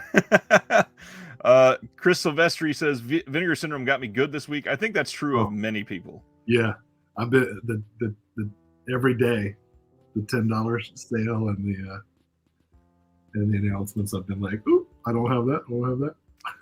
More Stooges love. Can't wait to listen tomorrow, but beyond stoked to have a fellow Stooge head in the group. Absolutely, more than one. DC says this will be a whole other subscription. Didn't they list that whole month MSRP as $308? Crazy. Yeah, that makes sense, because it should be listed here, right? It's May, not the next title. What am I doing? Come on, get it together. May, $301.90, including the 10th anniversary 10 film collection, plus 2 more horror UHDs and a truly killer set of surprise titles. So this means 4 releases plus the 10 film box set is what I'm reading. This really makes Celeste's argument, doesn't it? Yeah, absolutely. Anthony says, it was confirmed the 10-disc Vinegar Syndrome anniversary set will be new titles and none being upgrades to DVD to Blue, and that is correct. Wow. Justin did say on Facebook that they are all new to Vinegar Syndrome. Damn. So it is exciting. But here's the catch. They're all Joel Wynkoop movies. Oh, no. Tim Ritter on 4K. Is it Wynkoop or Wynkoop? I'm probably wrong. It's probably Wynkoop. I don't know. The 10 for 10 are wrecking Justin. I think I'm over 20 titles so far. I mean, it's the best price they've ever been, literally. Yeah, well, I'm in a unique position because of over the years I've gotten a pretty extensive Vinegar Syndrome collection. Like if you do the checklist after you get to a certain point, they change what they call you. Yep. I've got so many on the checklist that like my category is TBA. So I'm not kidding, that's true. I did the checklist thing and it says TBA because it's like 200 and some titles. Have you done the new one? Because they did update it. So now no, this is the old checklist. I haven't looked at the new one yet, but they have fixed it. But each day that they've done the 10 for 10 sale, I've looked through and there's been like 1 or 2 titles, but it's been great because it's stuff that I've been wanting to check out, but it hadn't gotten around to, or it's been priced at a point that I was just like, nah, I can't. Like Death Row Game Show, which I think you hyped a couple weeks ago, for good reason, because it's I've got it on one of those Mill Creek 20 movie on 5 discs sets, and I'm excited to see it on high def. And you've mentioned this before. Vinegar Syndrome really knows how to market, and so I kind of got chills in a bad way when you were talking earlier about how some folks are feeling that Vinegar Syndrome is getting more like a corporate mentality, which I read as a kind of cold and like profit above all else kind of mentality. Because I really like the way they convinced me to give them my money at this point, because it's these things like, well, hey, we won't take it all at once. Each day we'll give you a little list of things that you can look at. And I'm like, oh, well, I'm just spending $20 today, and just $20 7 days in a row. Right. But it's also like really cool stuff and underappreciated titles. And I really liked the new T-shirt designs that they released today. And we've talked before about how they really have figured out good ways to interact with their clientele. Sincerely. Yeah. I don't know. We'll see. The question on many people's minds, Barry wants to know, will there be a half-year subscription? I definitely sub for 2023, but I just can't afford it right now. Plus, I'm Canadian with exchange and extra shipping. It'll be closer to 1,500 CAD. Yeah, it is. It's a lot. And the way that they worded it this year makes it sound like they may not do the half-year, which, I mean, to me, that's silly. I feel like they'd be losing so much money on that. I don't know. I personally started as a half year. I think most people probably did. Yeah, when they released. Was it the same year that they did Hell Comes to Frogtown and Beastmaster? I think Hell Comes to Frogtown was a year or two earlier. Okay. Well, Hell Comes to Frogtown is when I became a half year subscriber because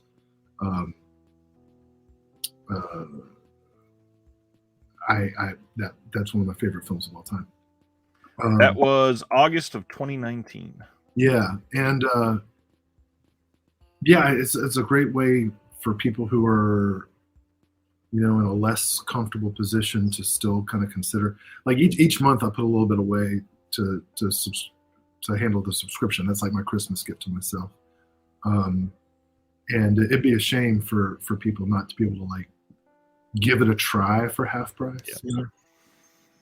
Especially because for a lot of people, they got to Vinegar Syndrome because of some horror or exploitation title, and really that's what the second half of the year usually focuses on. So it's a lot easier for somebody to start with something knowing, oh, I'll have October and November, which are the big horror months for them. Right. And Roadhouse, which isn't even a part of the subscription.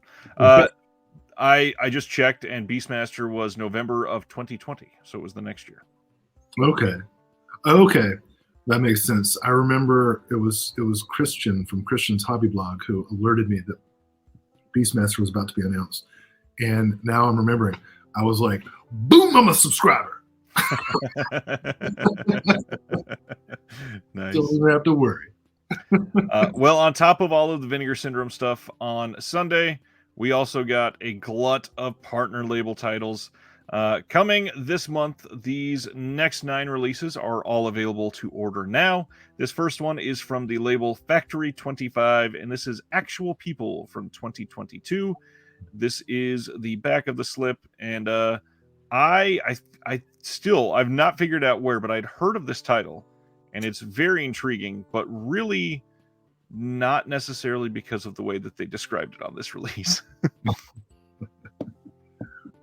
Yeah, well, so I'm a college professor, and if you look at the synopsis of this film, it's in her last week of college, a directionless girl deals with her growing anxieties about her love life, family, and future. So that's every day of my office hours. I'm interested in watching the film, but I don't know that I'll learn anything. That makes sense. But I just realized I wasn't even sharing when I changed the cover on that one. Oh, yeah, there it is. Oops. DC has a question. There's been some confusion as to what the cutoff is for the halfway sale. Up to when will the titles be available? This is where it gets a little murky, because before last year's Black Friday sale, it used to be everything from 3 months prior to the sale, before that would all be on sale. But this last sale, they said everything from before 5 months before the sale, which for Vinegar Syndrome titles, 5 months before the sale was January, if it's the halfway sale, and 5 months before the Black Friday sale is June, which means they don't have titles available in the previous month for that. So, yeah, it's basically 6 months for Vinegar Syndrome. So basically, if it came out Black Friday or previous, it will be on sale at the halfway sale, guaranteed. It's rough. It's different than it used to be. Change. Don't like it. Next one looks absolutely wild and like a lot of fun. AGFA is putting out Attack of the Beast Creatures from 1985. Yeah, this just looks great. It sounds like a sequel to the third segment in Trilogy of Terror, and I can't wait to see this. Saw it on VHS many, many years ago.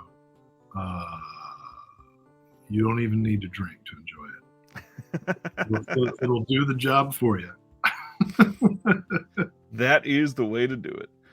Next up, Brothers Keeper from 2021 is coming from Altered Innocence, and this one, just like a lot of Altered Innocence titles, just sounds really great. Mm-hmm. Genuinely really well done. I mean, this is the kind of stuff we were talking about in the 2022 best of 2022 video. Is the way, gosh, and I hate to hear this. I don't know, Anthony, if I feel good about that, but okay. What we were talking about in that video, one of the great things about the OCN partnership is that people who are fans of weird exploitation genre films in America and Western Europe also get exposed to all these films of all different genres, right, from all over the world. And I hope that this relationship, this partnership, this distribution model stays healthy, because films like this are films that I feel like I need to see. I want to encourage my students, my friends, everybody I know to see. So. And Altered Innocence has a lot of those important ones. Oh yeah. They've just continued to release very important films, like the what is it, Dressed in Blue, that they just put out, I think was the title of it. Yeah. I just found it. Yeah, that was one of my new pickups. And that one, I don't understand how it still has 425 left of the slip. Like, that is, Justin flat out said on this channel, it is maybe the most important OCN release of the year. That influential, that important, crazy. Yeah. Next up, we are getting a very fun slipcover. From Enjoy the Ride Records, we are getting the first VCR and Cassettes Go Hi-Fi from 2019. I'm still trying to figure out, maybe somebody else knows, if this is two different documentaries or one, because the way it's worded is that it's only 101 minutes, so either they're both very short or it's just one long documentary. So it says, the first VCR, this is a documentary about the 1956 invention of the first VCR, which launched the home video revolution. And then it just says, Cassettes Go Hi-Fi, the story about the past, present, and remarkable future of the compact audio cassette tape. Mm-hmm. It looks like, I don't know, the way I read it is two. Yeah. That two shorts. Yep. Which in a way, I kind of hope it is, because I think that's enough. I get that. DC says, side question, totally unrelated, judgment call. What's a better pick, the Bloodorama or Shakorama from AGFA? Well, they clearly tell you which one you're going to get. So Really, it's the question of moist or not, or dry. Do you want a moist or do you want a dollop? Eric says this is 2 shorter movies, so that helps. Next, from Utopia, we're getting In Between Girl from 2019. After being blindsided by her parents' sudden divorce, 16-year-old artistic, sardonic Angie Chen turns to secret hookups with popular jock Liam behind the back of his adored social media influencer girlfriend, Cheryl. Oh, God, my middle child's turning 16 next month. I don't need a movie like this in my life. No, I mean, that's pretty interesting. If one goes to one of the final screenshots, one is around an hour and the other is about 40 minutes. All right, perfect. Great. That helps quite a bit. Next up, another one that feels like one of the most important OCN releases. Yes. Oh my gosh. John, that's my new pickup line. You want it moist or a dollop? He's going to be forever single. You sure will. Actually, if someone's like both, you're in. You're in, but you might. The response to that is, have you ever seen his Paul Naschy film? I'll actually take a polyp. Wow. Canadian International Pictures. What a transition there to people that I know watch this show. The 2 guys from Canadian International Pictures watch this. Hey, I'm about to hype this movie. Come on. Genuinely one that I am extremely excited for. Canadian International Pictures putting out Kanasatake, which I think I'm saying that fairly close to accurate. This is from 1993. The subtitle on this is 270 Years of Resistance. Yes. And this is the 30th anniversary special edition, which is really neat. The big thing is this is a very underseen film. In July 1990, a dispute over a proposed golf course to be built on Mohawk lands in Oka, Quebec, set the stage for a historic confrontation that would grab international headlines and sear itself into the Canadian consciousness. The cool thing is this is being released with other films from the filmmaker.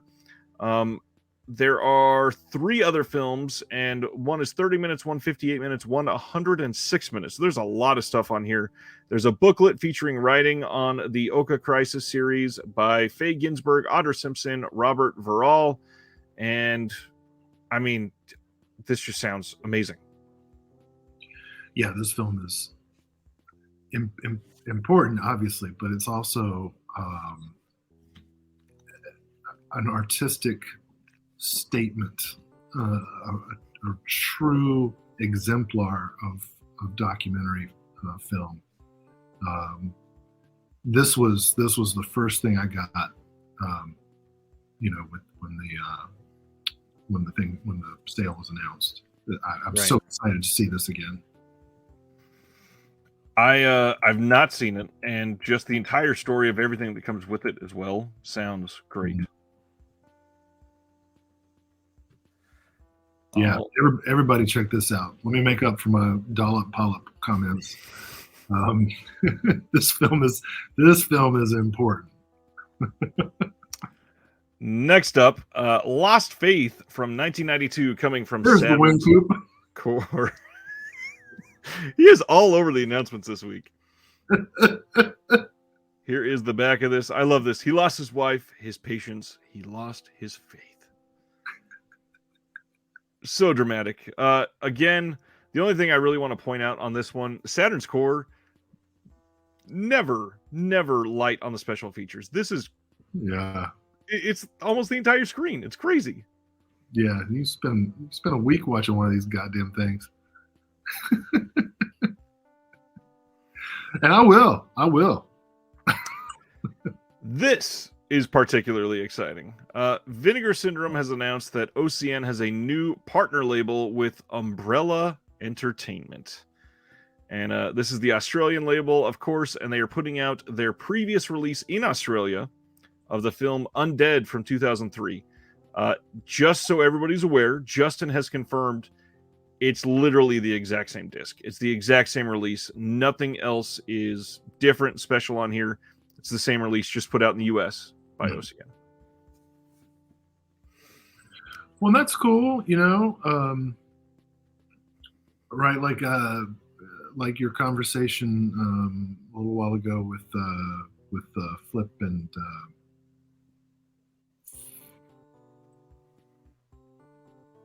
when you all were talking about how how it seems like double dipping, but it's actually for two different.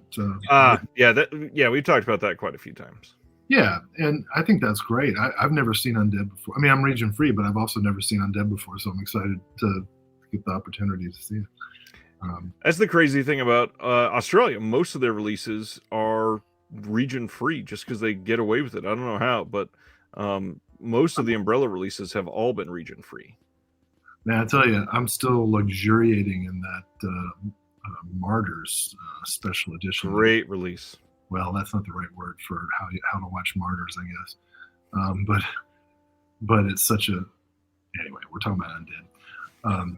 But I love Martyrs. But you bring up a good point. I mean, with Umbrella being a partner label, we don't know what Umbrella's rights are on some of their previous releases. If theoretically they have worldwide rights for Martyrs, we could see an OCN release of Martyrs before the year end.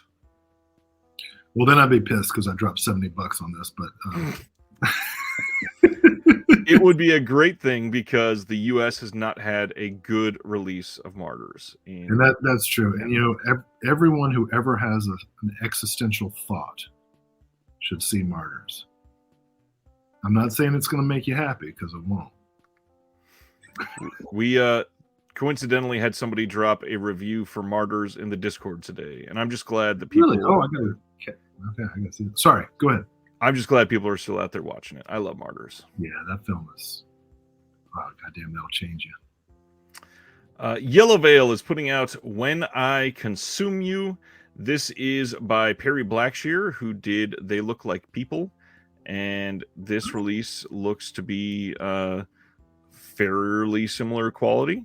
And got an intro from the director, actor commentary track, director commentary track, some behind the scenes, deleted scenes, whole bunch of other random stuff on here. This one looks pretty decent.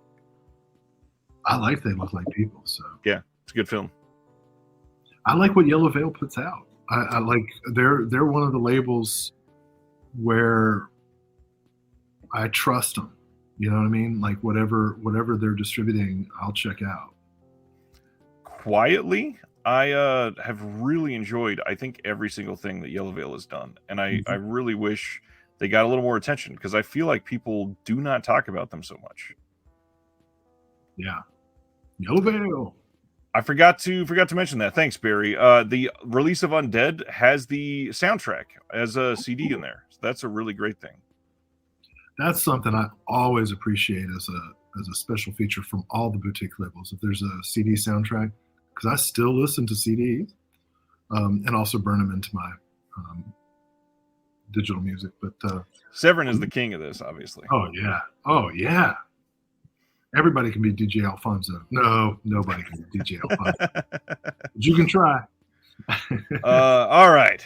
Let's get into the real meat and potatoes of everything. So one thing that got sort of announced this week is Vinegar Syndrome is now offering VSMC, which stands for Vinegar Syndrome Media Club, which is a rewards and loyalty program that you can join now. You can earn points by creating an account, referring friends, and then where it gets a little dicey, leaving reviews. I'm still waiting to hear that there's a length requirement. Otherwise, you're going to hear this movie bad. 300 words. Yeah, this movie bad for 50 points. But this has brought on all of the people complaining that a lot of these out-of-print slipcovers are now back in print because you can get them for simply 1,000 points from Vinegar Syndrome. I don't get it. That looks kind of cool. A few of these look pretty great. Like I don't even drink really, but this looks pretty damn good. I'll put that on the shelf. The skate deck, I don't need it, but that'd be a fun wall piece. I really don't think I need a Raw Force Pog, but then when I think about that, I kind of want a Raw Force Pog. Yeah, like most of these things are crap, but if you want it, great, right? Like go get your wooden disc branded. I'm interested. Here's my question though about the leaving a review. What if it's negative? Is there a distinction? You know, like There are they going shouldn't to say, yeah, I mean, if I leave a negative review, is it still going to get the points or? The scarier thing to me is they also said if you leave a video review, you get even more points. I guess I'll have to start my own channel now. Yes, finally done. Yeah, I don't understand a lot of the hate here. I'm still a big fan of not having things be limited. If something is in print, I would love everybody to be able to have the complete release. So Yeah, well, I mean, it was out of print. They printed some more, and you can get them this way. and technically they're different anyways. Yeah, and the point system, what I like is you can save up to get like the premiums here, the little tchotchkes, or you can save up points and get $5, $10, $20 off your order, which is how other point systems like Arrow and Right. others do it. Great. I'm so glad that there's a loyalty program for people who are going to be ordering a bunch of stuff anyway. Fantastic. DC says, I need a Vinegar Syndrome silhouette lamp a la A Christmas Story. Oh my God, that's a great idea. I kind of really want that now. like 20,000 points, you get the leg. Oh, yeah. That's great. Just wanted to throw out for everybody that at the end of this, they did put a little disclaimer that says VSMC slipcovers may be removed and or added to this program without notice because exact edition sizes will not be announced. You know, just making it limited again. The cardboard wars continue. Going to the next one. The next day, they announced the first VSA of 2023, and it is Ted Bundy from 2002. This is from Matthew Bright, the same guy that did Freeway, and you can see both sides of the slipcover here. And from all I've read, I never have had a chance to see this. From all I've read, this is actually pretty good. It is. You know, we were talking before, and I told you that I was uncomfortable with serial killer movies that were like directly, about, especially when victims and victims' families are still alive. So like the Dahmer series makes me kind of uncomfortable. But in the early 2000s, there were a bunch of these direct-to-video films of Ted Bundy, Dahmer, Gacy, and this really was the best of the bunch. Tiffany Shepis has a couple scenes in it. If you're a fan of Tiffany Shepis, which I am. Who's not? She's an important figure, especially socially now. But anyway, this is a pretty good movie. I was kind of pleased to see it. Tom Savini does the gore effects. Yeah, check it out. It's good. I don't want to necessarily say this to undercut that. Supposedly, Tom Savini's students mostly did the gore effects on this. What? Canceled. Tom Savini has gotten all of the credit. Anyways, next up, Kino Lorber is putting out Outrage from 1950. This is a 2017 HD master by Paramount. This is, of course, directed by Ida Lupino, and this was released previously by Imprint in Australia. I love Ida Lupino. I show The Hitchhiker in many of my classes, and she and Dorothy Arzner were the only women in the Directors Guild of America for about 50 years. She's an amazing director. And a pioneer, right? In independent cinema, she created her own production company.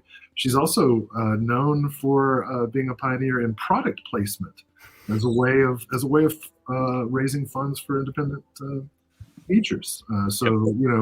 If you see a prominently displayed bag of Tostitos in a film today, you have Ida Lupino to thank in part. Not to mention, this film is good. Outrage is good. Good. That is a good thing. DC says Outrage just goes to show that all those imprint titles are going to make their way to Kino. Horror, Twilight, they're getting them all. They likely will.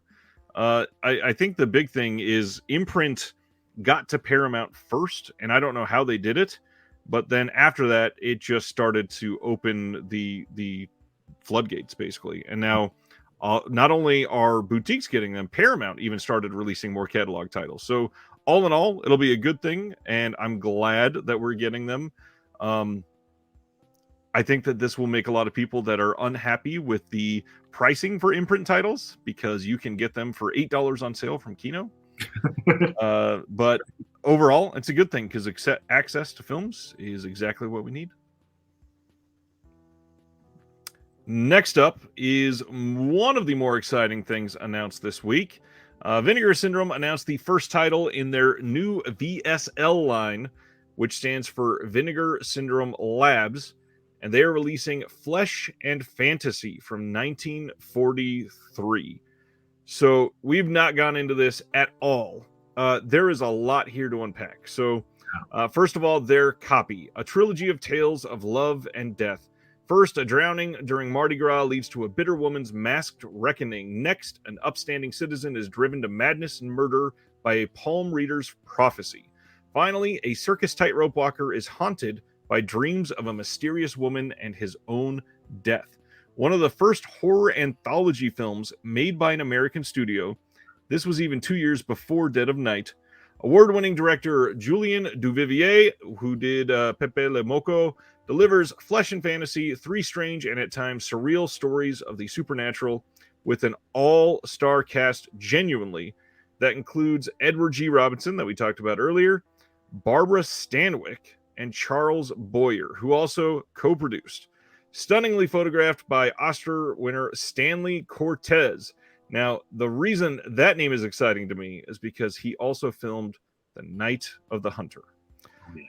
And lushly scored by Oscar nominee Alexander Tansman, Vinegar Syndrome Labs presents the Blu-ray debut of this landmark in 1940s genre filmmaking, newly restored in 2K and featuring insightful critical appreciations along with rare archival materials. So this is a Region A locked Blu-ray, newly scanned and restored in 2K from the 35mm dupe negative. New commentary with Barry Forshaw and Kim Newman. There is a featurette with French film director Christophe Gans, video trailer and all that, whatever. One of the things I will say, the fact that this is Region A locked, I would not be surprised at all if this was released by Eureka in the UK in the next year or so. I would imagine that this is something that they would absolutely want their hands on with what they've been releasing. So, what can you tell us? Well, this might be the most prestigious. Is that the right word? In terms of just the people involved. This was a movie that did not. I mean, it was a big hit. It was one of the larger money makers of 1943.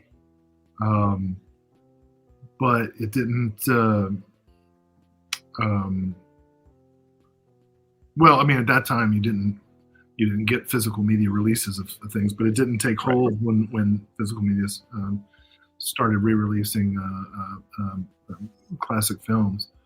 So this is going to be a big discovery for many people, including myself. I've read about this film, and look at this.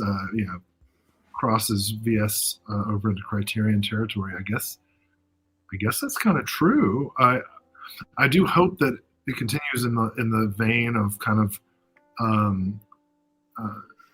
the kind of names that you might see in a Criterion movie, but the kinds of films that you wouldn't. So this is Julien Duvivier made this. Holy shit! I had no idea. I've read about this, but didn't realize that was Julien Duvivier. So. Cool.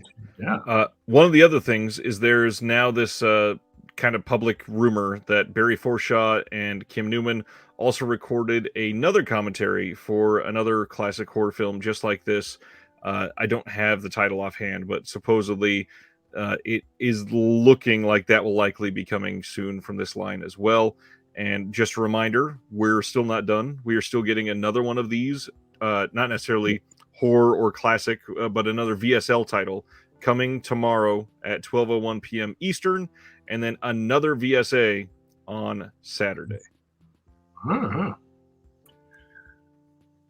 I have nothing but excitement for this new acronym. And speaking of the acronym, the thing of remembering here is that VSL is meant to be something that is an experiment for them. It's not necessarily going to be something like what they normally put out. This is meant to be, as they said previously, from eras and places that they have not released previously. So I'm expecting a lot of international eventually. I'm expecting whether that be these very old classic films. I could see them maybe getting some very modern films to release as well. So we shall see. It's a very interesting time. And actually, there's lots of ways that they could stick to only doing things on film, even if they did some modern stuff. A really great example, I just had Josh Rubin on the channel, who was in A Wounded Fawn this year from Travis Stevens, and that was filmed on 16 millimeter, and they could absolutely put that out. Yeah. Speaking of acronyms, and this is totally nothing to do with anything. Shoot. Well, I have to tell you that every time I see Vinegar Syndrome use an acronym like VS or VSA or VSL, I think of the movie Abraxas. You know that movie with Jesse Ventura, and he's like a android from outer space who's come to save the day, and he's like helping some humans locate something, and they're like, "Are you sure you can find it?" And he's like, "Yes, my box has VD." People go, VD? And he goes, VD, vibrational detection. And it's just the dumbest joke that's ever been in any movie ever, and it's the joke that I remember.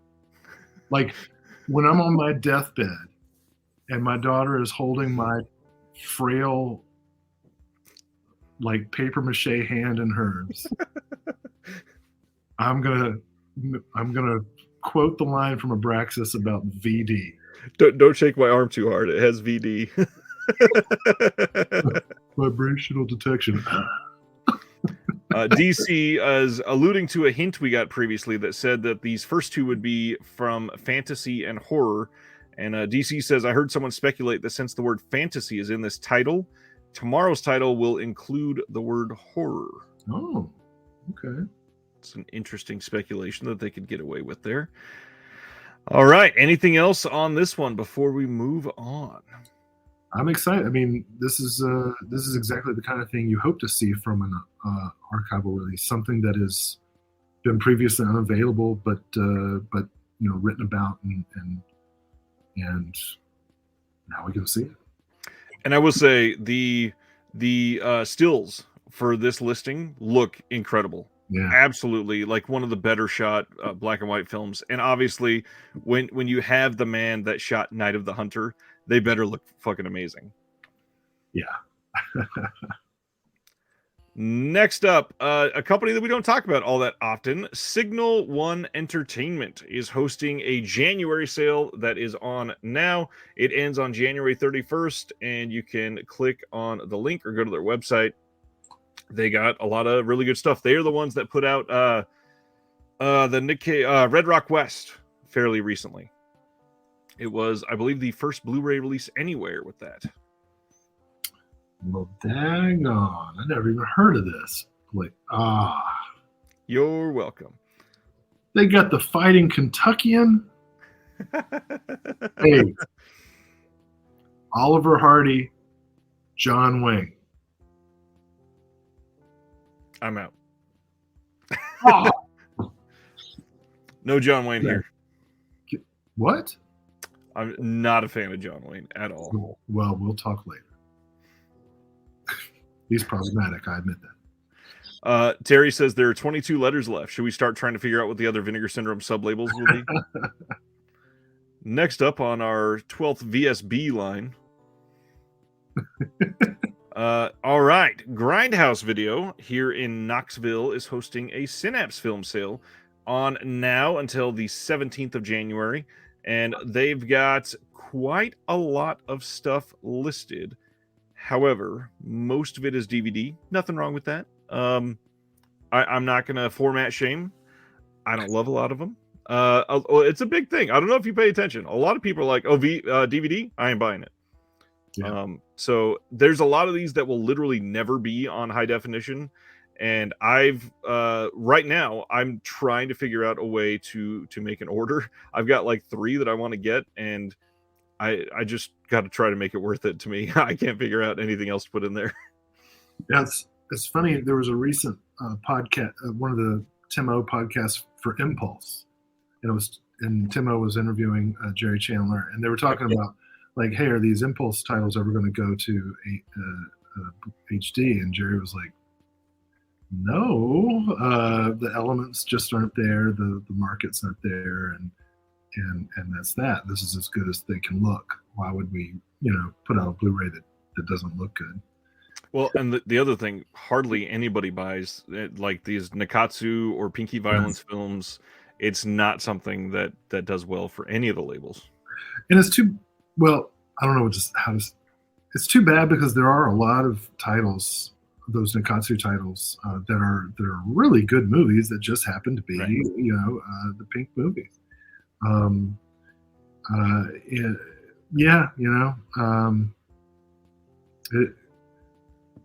I hate to say it is what it is, because anybody who says it is what it is being stupid in that moment. Because what you're really saying is, I have no idea what to say. And that's what I'm saying. I have no idea what to say. But get the stuff that you want. I mean, I sing Synapse's praises, as many people do, as far as their work in their Blu-ray and 4K titles. And a lot of the DVDs they have that aren't necessarily going to get restored any further are interesting and yep. worthwhile titles. Bizarre, for example, that's a really cool movie. Yeah. I'm still curious if we're ever going to get a Blu-ray out of Lamora. Oh, yeah, maybe. Because that DVD is, gosh, that's going on like 12 years old at this point. Huh. Yeah, that one came out a long time ago. Mm. Wave just got back to chat, was watching while eating. Just want to say that as a huge classic film fan, the new Vinegar Syndrome release makes me very happy, excited to get my copy. I'm glad that so many people were ecstatic with that VSL release. Speaking of things to be ecstatic for Vinegar Syndrome, from the Picorama line, they are putting out The Beast in Space. In space. This is from 1980. In the distant future, Captain Larry Madison, the most heroic leader of the space fleet, has been sent on a mission to Lorigon, a far-off planet known to be the galaxy's greatest resource for Antalium, a precious metal needed to create weaponry. However, when they reach the planet, they discover that it's overseen by a powerful computer, which is capable of forcing all those near it to engage in mindless debauchery. Oh my god. Determined to overcome its effects, Madison and his crew wade through jungles and valleys in search of Antalium. But why does Lieutenant Sandra Richardson keep having strange sexual nightmares involving a well-endowed beast? Yeah, I can't get into it. This one sounds god-awful to me. Severin put this out on DVD. They did. And it's not really a sequel to Walerian Borachik's actual artistic movie, The Beast. I remember I have the Severin disc, and I watched it once. I don't think I made it all the way through. So this is happening, and if you're into it, go for it. Supposedly there's not a lot of adult scenes in it, which is odd that it is a Picorama. We do have 3 new interviews on here if you're into that sort of thing. They'll be more erotic than the film. Quite possibly. I'm just being contrarian on purpose. This I'm sure it has a lot of fans. I'm not super into it, but I'm sure that there are other people that are firmly in this demographic, he said, tongue in cheek. Dude, crazy. Every film is someone's favorite film, right? I've heard that before. This is the point of the show where I break down and plead with you that we only have 10 days left to vote in the 2022 Shelf Shock Rewind Awards. And if you are paying attention, also, we are doing a giveaway. And I want to make sure I say seconds this time and not minutes, Will. You're right. To enter this giveaway, film yourself talking about your collection in front of your collection for a 30-second or less video explaining why you love physical media. Post it on social media with the hashtag Shelf Shock Giveaway. 5 winners will be selected out of those who are entered, and those 5 will be in the award show. We will show your video, and one of those 5 will actually get a $50 Grindhouse Video gift card. Pretty cool in my mind. I mean, you can do less than 30 seconds of work and get $50 from Grindhouse Video that you're already going to spend a whole bunch of money at anyway. So why not? Yeah. On top of that, I wanted to throw out that we have a lot more giveaways coming. We've kind of been trickling them out there, but there is going to be some other really crazy stuff. Orbit donated a large box set that we're going to be giving away. Diabolic is going to be giving away some titles and possibly some gift cards. We also have 2 more Grindhouse Video gift cards that are going to be up for grabs. They will be in the coming 6 weeks or so. We're going to be doing some of that, but also there will be some live giveaways during the awards. And reminder, the awards on that one are February 19th. Please show up. It'll be live on this channel. It'll be live on the Shelf Shock channel, on Twitch, everywhere. It's going to be great. I'll be there. Will be there with bells on. Will was a member of the CSC, and I am stoked that everybody that has been a part of this has, just invested. Got lots of people sharing about it. I appreciate that. I haven't voted yet. I'm gonna, though. It's agonizing.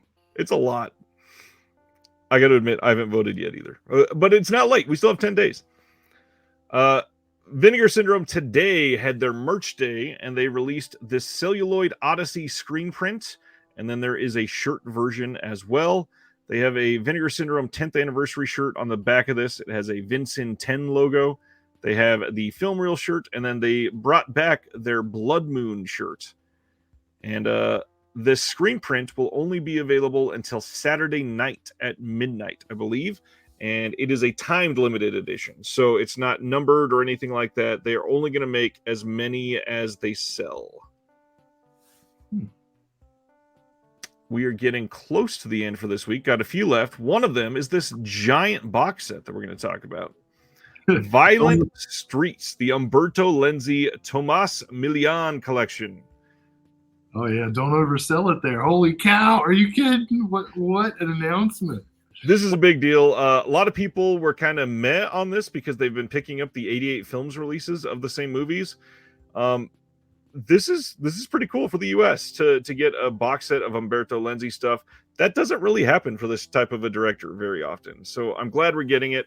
The Polizio Tesci stuff that we are getting in this is something that is kind of a bit of an unmined area of film for us. We got that box set from Arrow, The Years of Lead. We've got a couple like German releases, but nothing massive. Yeah, the Enzo Castellari double feature too. Yeah, these films. All right, so back in the day, I don't know if you remember. You remember that label No Shame that specialized? They released DVDs. This was back in before. They only released about 28, 29 titles. But it was all Italian genre films, mostly Polizio Tesci. And now a lot of those films are getting, Convoy Busters was one of them that Cauldron just put out. There's other Italian genre films like The Most Beautiful Wife, La Moglia Più Bella, which Twilight Time did. So these films, Polizio Tesci, which are like cops and robbers movies, the Dirty Harry type films, tend to really get into contemporary of the time, which from late 60s, early 70s, of the years of lead, this period where there were an unprecedented number of terrorist attacks, both right and left, when the Italian mafia was assassinating judges and politicians. I mean, shit was going down in all parts of Italy, Sicily, and these films, these genre films, which are like, you know, guys in mustaches with tight pants going after criminals, but if you like look into the context of it, right, the contemporary Italian history is like, whoa, these films are making statements, right? And Almost Human is fucking great. No Shame put that one out. Syndicate Sadist is really good. The other three films I have not seen, so this box set I was like, gimme, because I'm really interested in that period of Italian history, and these films are so important to understanding that. This is a box set with some very interesting features. So Yeah. gonna try to dive into some of that here and do my best to explain why this was very exciting, but then also a little confusing. There's a handful of things that don't make a lot of sense to me. So first off, I do want to highlight this final sentence here in the description. This collection presents Lenzi and Million's 5 greatest collaborations, now restored, uncut, and uncensored from the OCNs for the first time ever.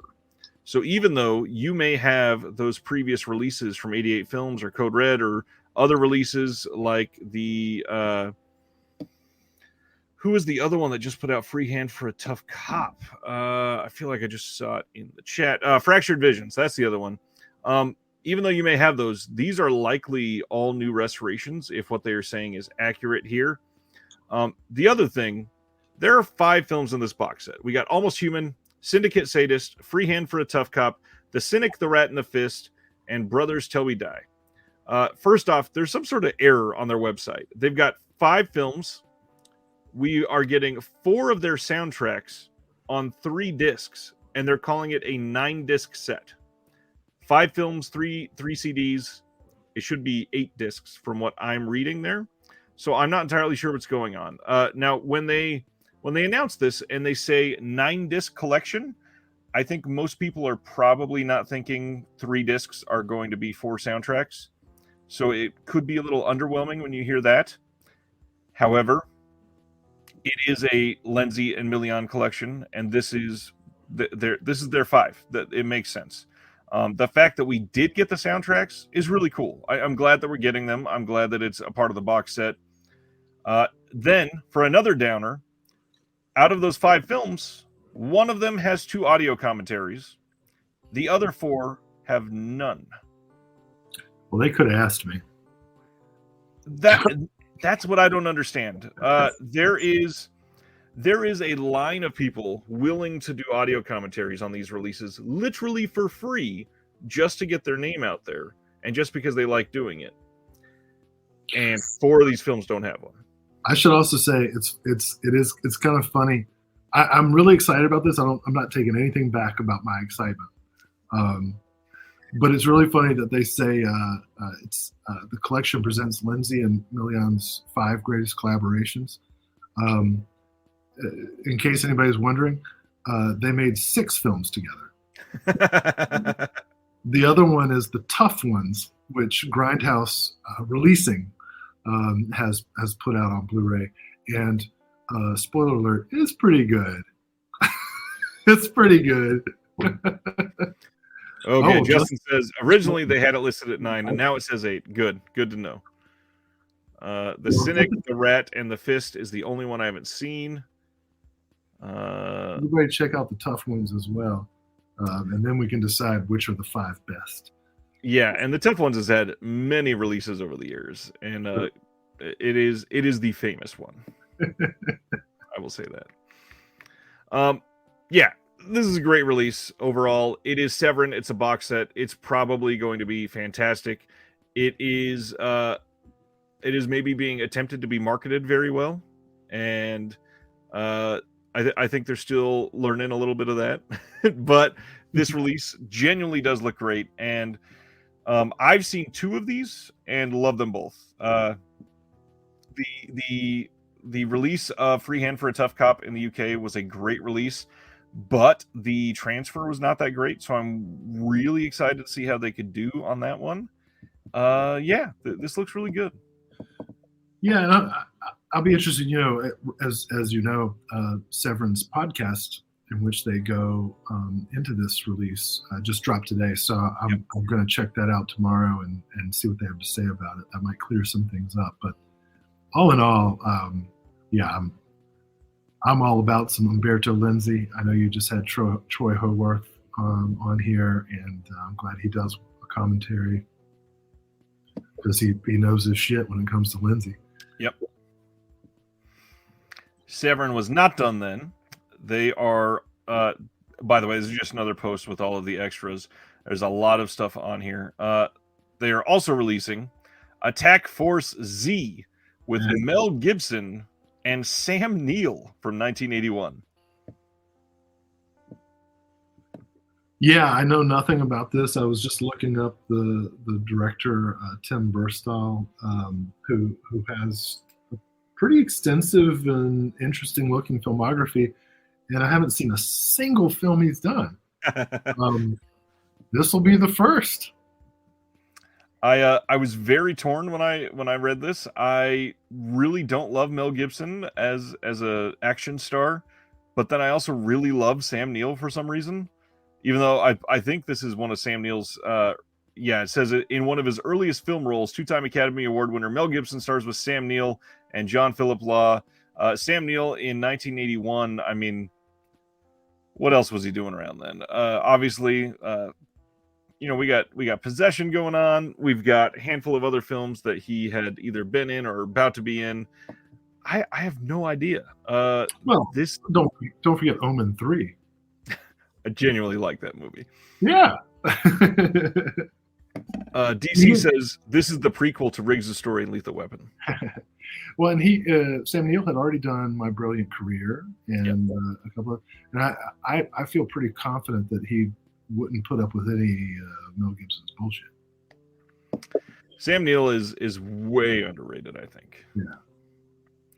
But anyways, I know nothing about this. This came out of nowhere. Very interesting. But maybe the most interesting news of the day. Let's break into this one. Somebody asked in the chat earlier about this label. Party Girl is coming on February 28th from Fun City Editions, but it's being distributed by MVD Entertainment. Now, Letterboxd had the exclusive news on this, and in their article, they said Vinegar Syndrome and OCN Distribution are still partnered with Fun City Editions, but MVD Entertainment would also be releasing some of their films. This is from 1995, and it's a Parker Posey joint that has been wanted by a lot of people for a very long time. The trailer for this looks fantastic. Meaning the restoration, it genuinely looks like they absolutely did an amazing job on this. However, I don't have any super inside information. I'm still very curious how this whole partnership with OCN and Fun City is going to go down. They haven't had releases in 3 or 4 months, something like that. I'm very curious to see when and if we're going to get another OCN title with them. Who knows? Something could change at the drop of a hat. But I know that this is a very big deal for a lot of people. This is a title that is beloved by many. Party Girl, what's your history with it? I've not seen Party Girl. I love Parker Posey. I've seen many of her films. I thought she was my favorite part of Scream 3. One of my favorite parts of Waiting for Guffman. Best in Show. And of course she was in so many of like indie wave 90s films that whose titles escape me because I saw so many of them as a teenager. So this is a gap in my Parker Posey history that I am looking forward to checking out. Whoever is distributing it. Yeah. Stan Geezy says, speaking of Sam Neill in Possession, it is up now on Shudder. Oh, no way. Great. I hope a lot of people watch it. DC says, are the slips exclusive, or can MVD put them out with them too? As far as I'm aware, it's if you go to the same people that are creating the slips for Vinegar Syndrome, you could just sign a contract with them yourselves and make your own slips with them. So yeah, but they'll have that MVD thing at the bottom. This is true, and they will have the Fun City logo the same, and they'll probably be shrink wrapped to all hell. Fun City did say they were working on Primetime Panic Volume 2 as well, but remains to be seen where we can buy these upcoming releases. And yeah, today was an odd announcement because it wasn't like available for pre-order anywhere. Fun City just kind of tweeted this, and it was like a soft announcement. Joe Jack is asking, will this show up February 1st on the VS site for Fun City? No, it will not. This is being distributed by MVD, not by OCN, so they will not be selling it on the Vinegar Syndrome website. Travis says, Parker Posey, great in Dazed and Confused. I will argue Parker Posey has been great in every single thing she's been a part of. I can't think of anything where I'm like, Parker Posey sucked in that. I can't think of one. I can think of some movies where the movie wasn't great, but right. Yeah, so I'm curious to see this whole Fun City editions, where it's going to potentially shake up. We shall see. Next up is Kino Lorber putting out Love Letters from 1945 with Jennifer Jones and Joseph Cotton. We got an audio commentary by entertainment journalist and author Brian Reisman, and that's all I know about this. Oh, William Dieterle, man. William Dieterle, great director, German immigrant, probably best known for Waxworks, the silent film, 1924. Just got a recent Warner Archive release, I believe. Yeah, and it's incredible. Came to America and made. He did the second film version of Maltese Falcon. Satan Met a Lady with young Betty Davis. The Devil and Daniel Webster, which I think Criterion puts out. He made a lot of. The film noir Dark City with Charlton Heston. That's really good. I've not seen Love Letters, but a romantic film noir. Well, there you go. That's good enough for me. Dieterle has done dozens of great films within the studio system, and then expressionist films in Germany before coming to Hollywood. So you can be guaranteed that the film's going to look good and be entertaining, even if it's not a total classic. Eric wanted to throw out there, Party Girl is on the Criterion channel right now, and yeah, that's one I'm kind of shocked Criterion didn't get it. So we'll see what is going on there. This one is available to order now, coming on February 28th as a Best Buy exclusive 4K Steelbook is Training Day from 2001 with Denzel Washington and Ethan Hawke. Love this movie. I believe this is getting a standard release as well, but just in case you're interested, I would potentially consider pre-ordering this one. I have a feeling this one will do very well for them. We were just talking about these Best Buy exclusives. Yeah. In the last video, and I was harping on Punisher Warzone, but we were talking about how it's problematic that they're so limited that it can be difficult for people to get them. And I remember they did Ron, the Akira Kurosawa film. Yeah. Just like these random films that they get, and they put out these big editions, and then they're gone, and you have to go to Best Buy to get them. Well, and Ron is the perfect example because it didn't get a standard edition. If you want Ron on 4K in the US, that was the only way to get it, and it's long gone. It sold out, I believe, on pre-order. Oh man, I should have gotten 2 then. I did get 2, and I gave one away on this channel for free and sent it to somebody in the UK. So congratulations again. Well, they should send you a second thank you. Last announcement of the day. We got some release details. These have been announced previously. Gold Ninja Video. You can pre-order now 1932's White Zombie with Bela Lugosi and King of the Bullwhip from 1950. We got both of the final cover arts revealed here and some of the interesting features on these. So for White Zombie, there's a commentary by Justin DeClue and Will Sloan, of course. There is a video that is a beginner's guide to 16 millimeter projection, a discussion with archivist and projectionist Amelia Eichler, and a video that is called The Proto-Zombie, a video history. Justin DeClue made a short film called The Film Scanner That Demanded Blood.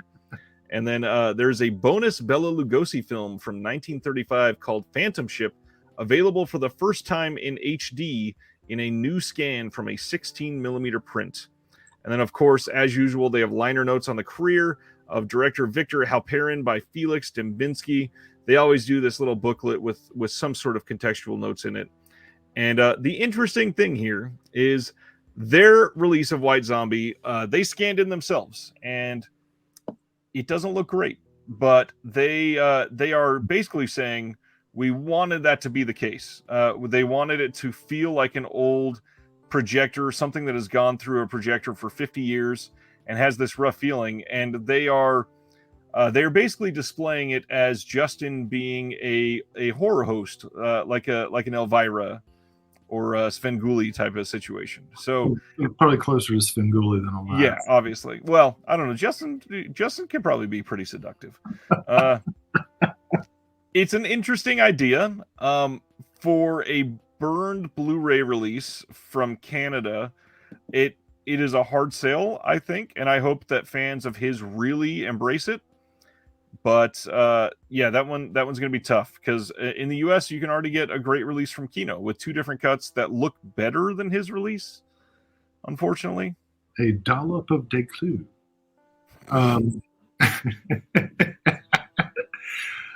I'm most excited about the Phantom Ship. Yep. If you've got the Kino release, and you should have the Kino release, you should keep it because the Gary D. Rhodes commentary is the definitive.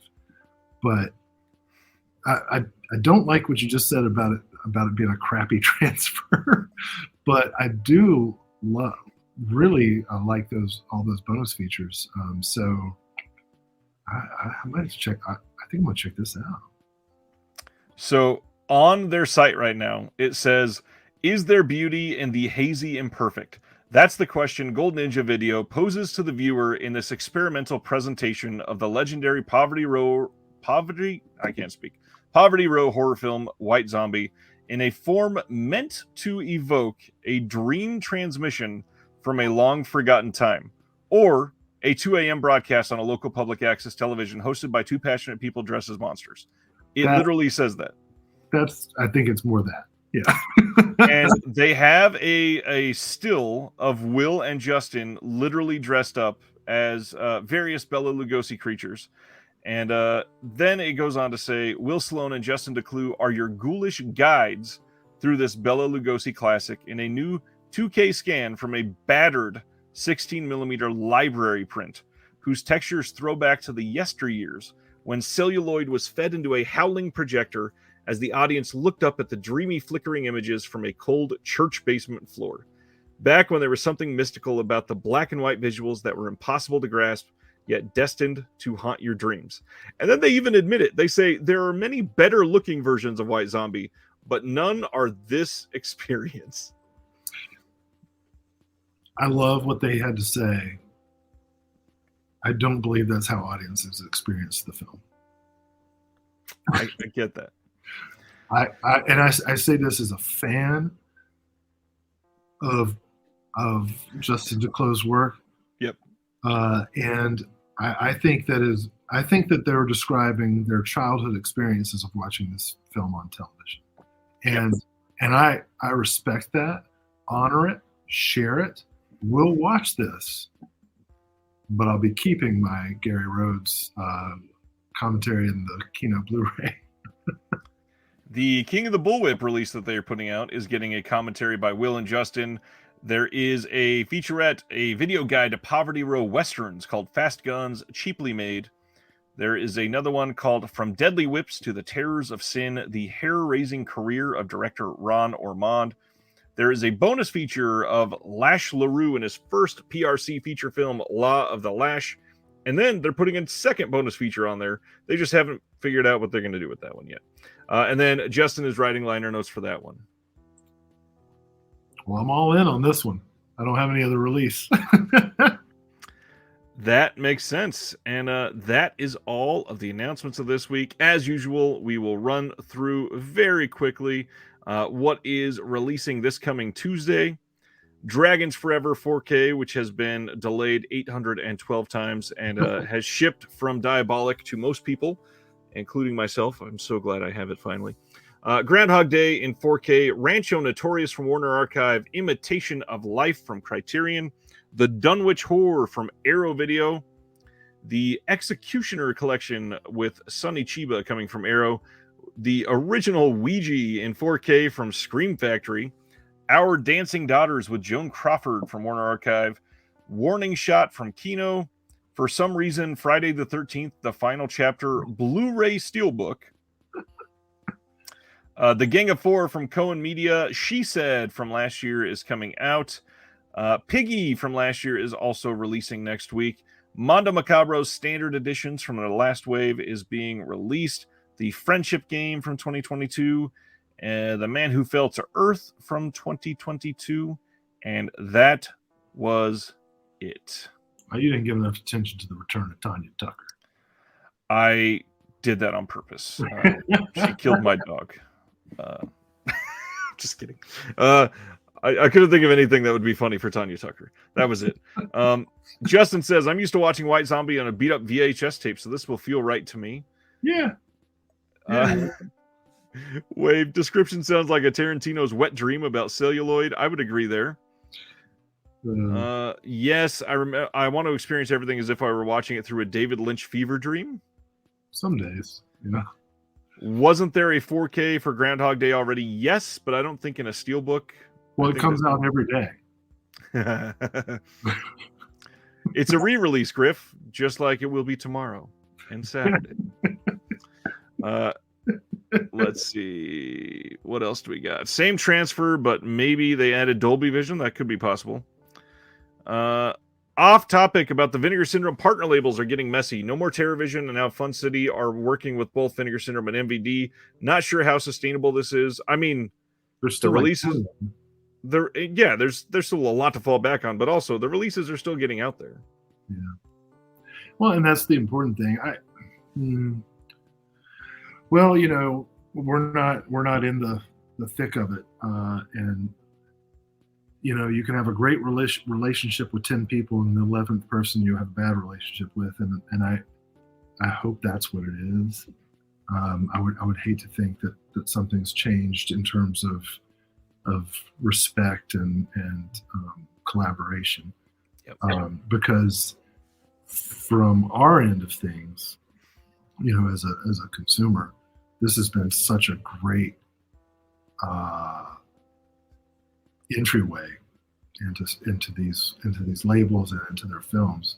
I hope that this is not a trend. I hope this is something that these two labels have done what they think is best for them, and well, every label should do what they think is best for themselves. Right. But, well, and by all accounts, right now, Fun City is still a partner label, so it's not like they've left. It's just a matter. It could very well be a rights thing. We also got to remember they are a partner label of Radiance in the UK, and MVD is handling the Radiance releases in the US. So it could just be something through that partnership to save them money on distribution. Indeed, yeah. Well, I'm not going to try to stir up drama until there is drama.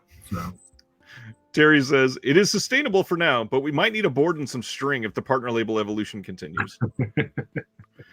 Wave has a question for us there, Will. Out of all of the releases that we read about tonight, which 2 releases would you be most excited for? All the releases that we talked about tonight, I mean, well, From Beyond, right? Remember, you got to keep it to 2. Well, Not your classic, I'm going to pick 6 and say 2 of those. I made it difficult. All right. Well, I mean, I've seen From Beyond a million times, so I'm going to take it out. Actually, I'm a subscriber, so whatever, all that shit I'm getting anyway. So the ones that I would actually have to make decisions about, probably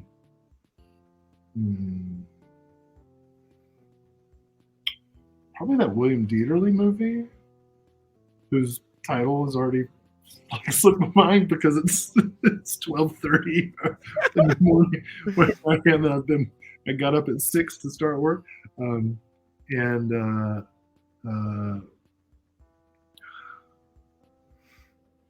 well, you know what? If that is Matt Hills on the Tim Ritter thing, I'm gonna check it out. No, I'm not excited about it. Good. I'm going to go with the Made in Hong Kong Volume 1 collection from Vinegar Syndrome. And then the new VSL fantasy title. I'm very excited to see how they handled that. Yeah. And I'm cheating a little bit because I've already ordered off the Vinegar Syndrome stuff. But you know what, to be honest, and I know this is kind of a shitty answer. When I come on here, I'm excited about pretty much every release.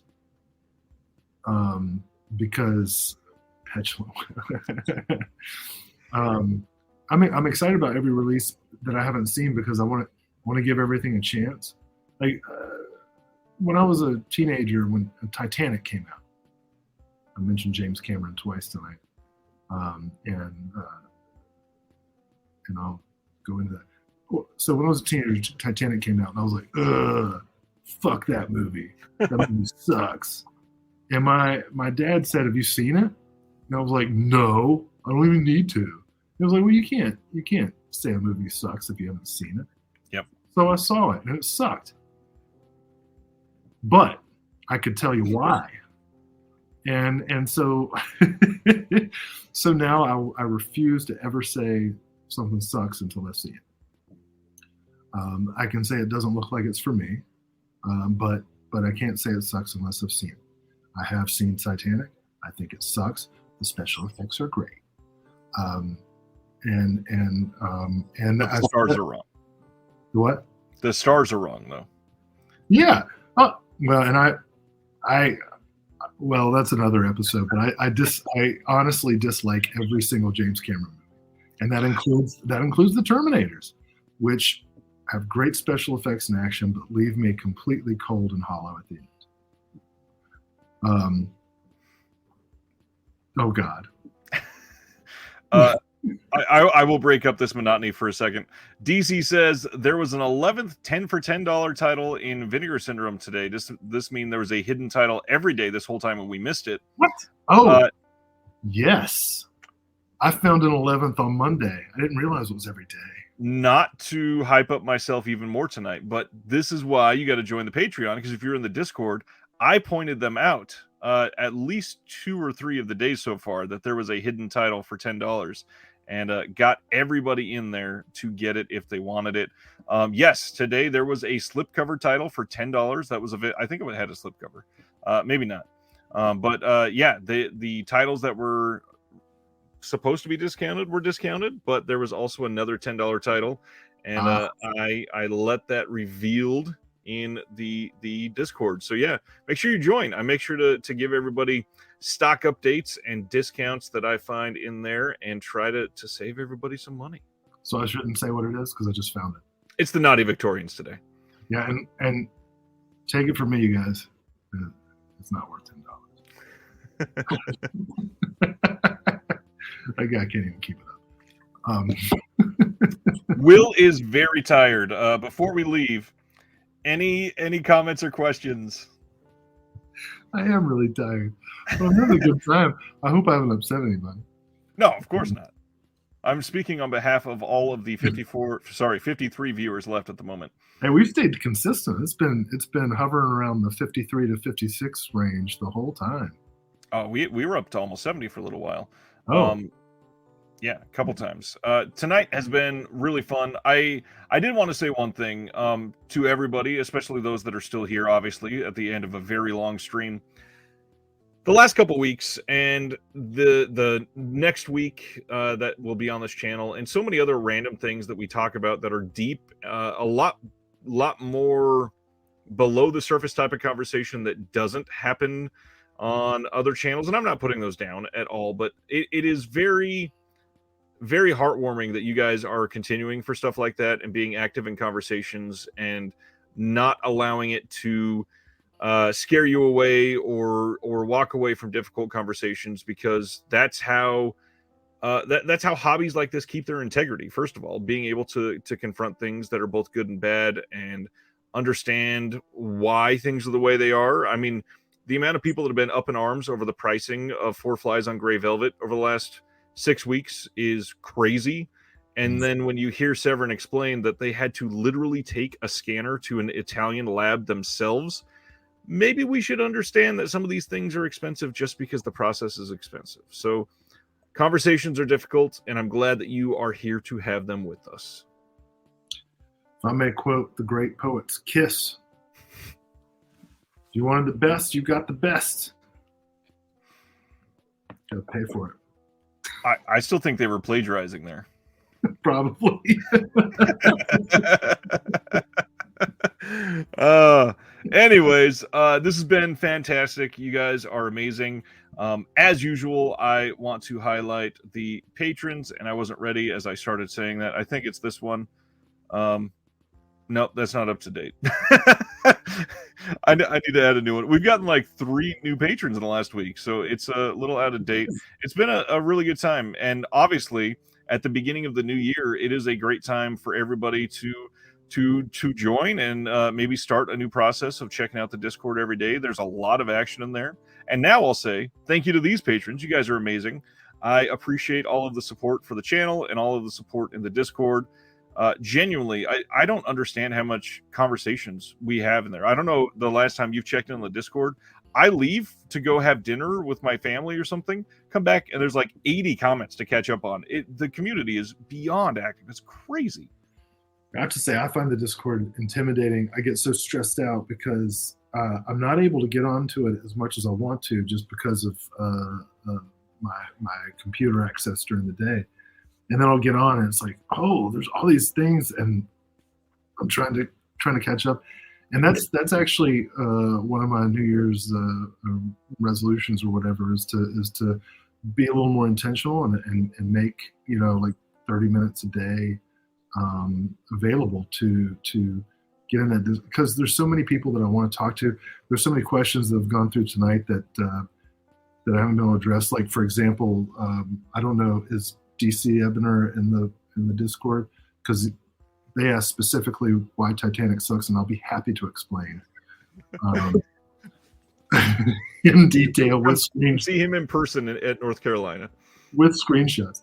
Oh, it was in North Carolina? Oh, no, I'm telling them to come see you. Oh, yeah.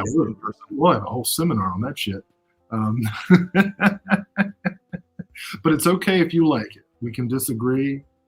If you're like a huge Titanic fan and that's, you like what you put on your profile, that's okay. The only thing we can't disagree on is obviously there was enough room for Leo on that door. Come on. It's so ridiculous.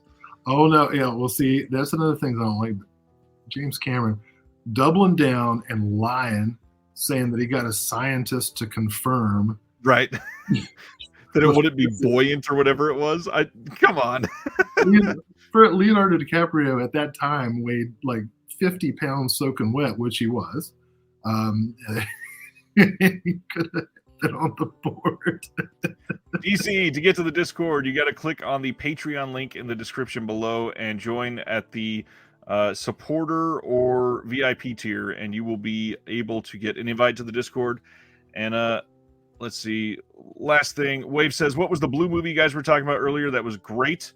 That is the After Blue release of Dressed in did I just say After Blue? The Altered Innocence release of Dressed in Blue Yeah. that just came out. And the reason it was an important film is because of its history and impact for the trans community. Yeah. It explores the lives and loves of a group of 6 transgender women living in Madrid in the years following Spain's transition to democracy. Yeah. It is really good. and important and interesting and fun and joyous. Yeah. And it's amazing that Vinegar Syndrome through OCN brings us Dressed in Blue from the Spanish film, but also the Spanish film The Infernal Rapist. Small correction, that's Mexican. Thank you, everybody. Thank you for this week. And well, I fucked that up. For everything. This has been a great start to the year, and I can't wait to do this for the next 51 weeks. Until next time. And oh yeah, don't forget, next week, Erica from Unsung Horrors, going to be a big show. I'm so glad that she's going to be there. Will is going to be laughing for the next 14 minutes. Thank you, guys. And until next time, from 2 collectors to all of you, have a good night.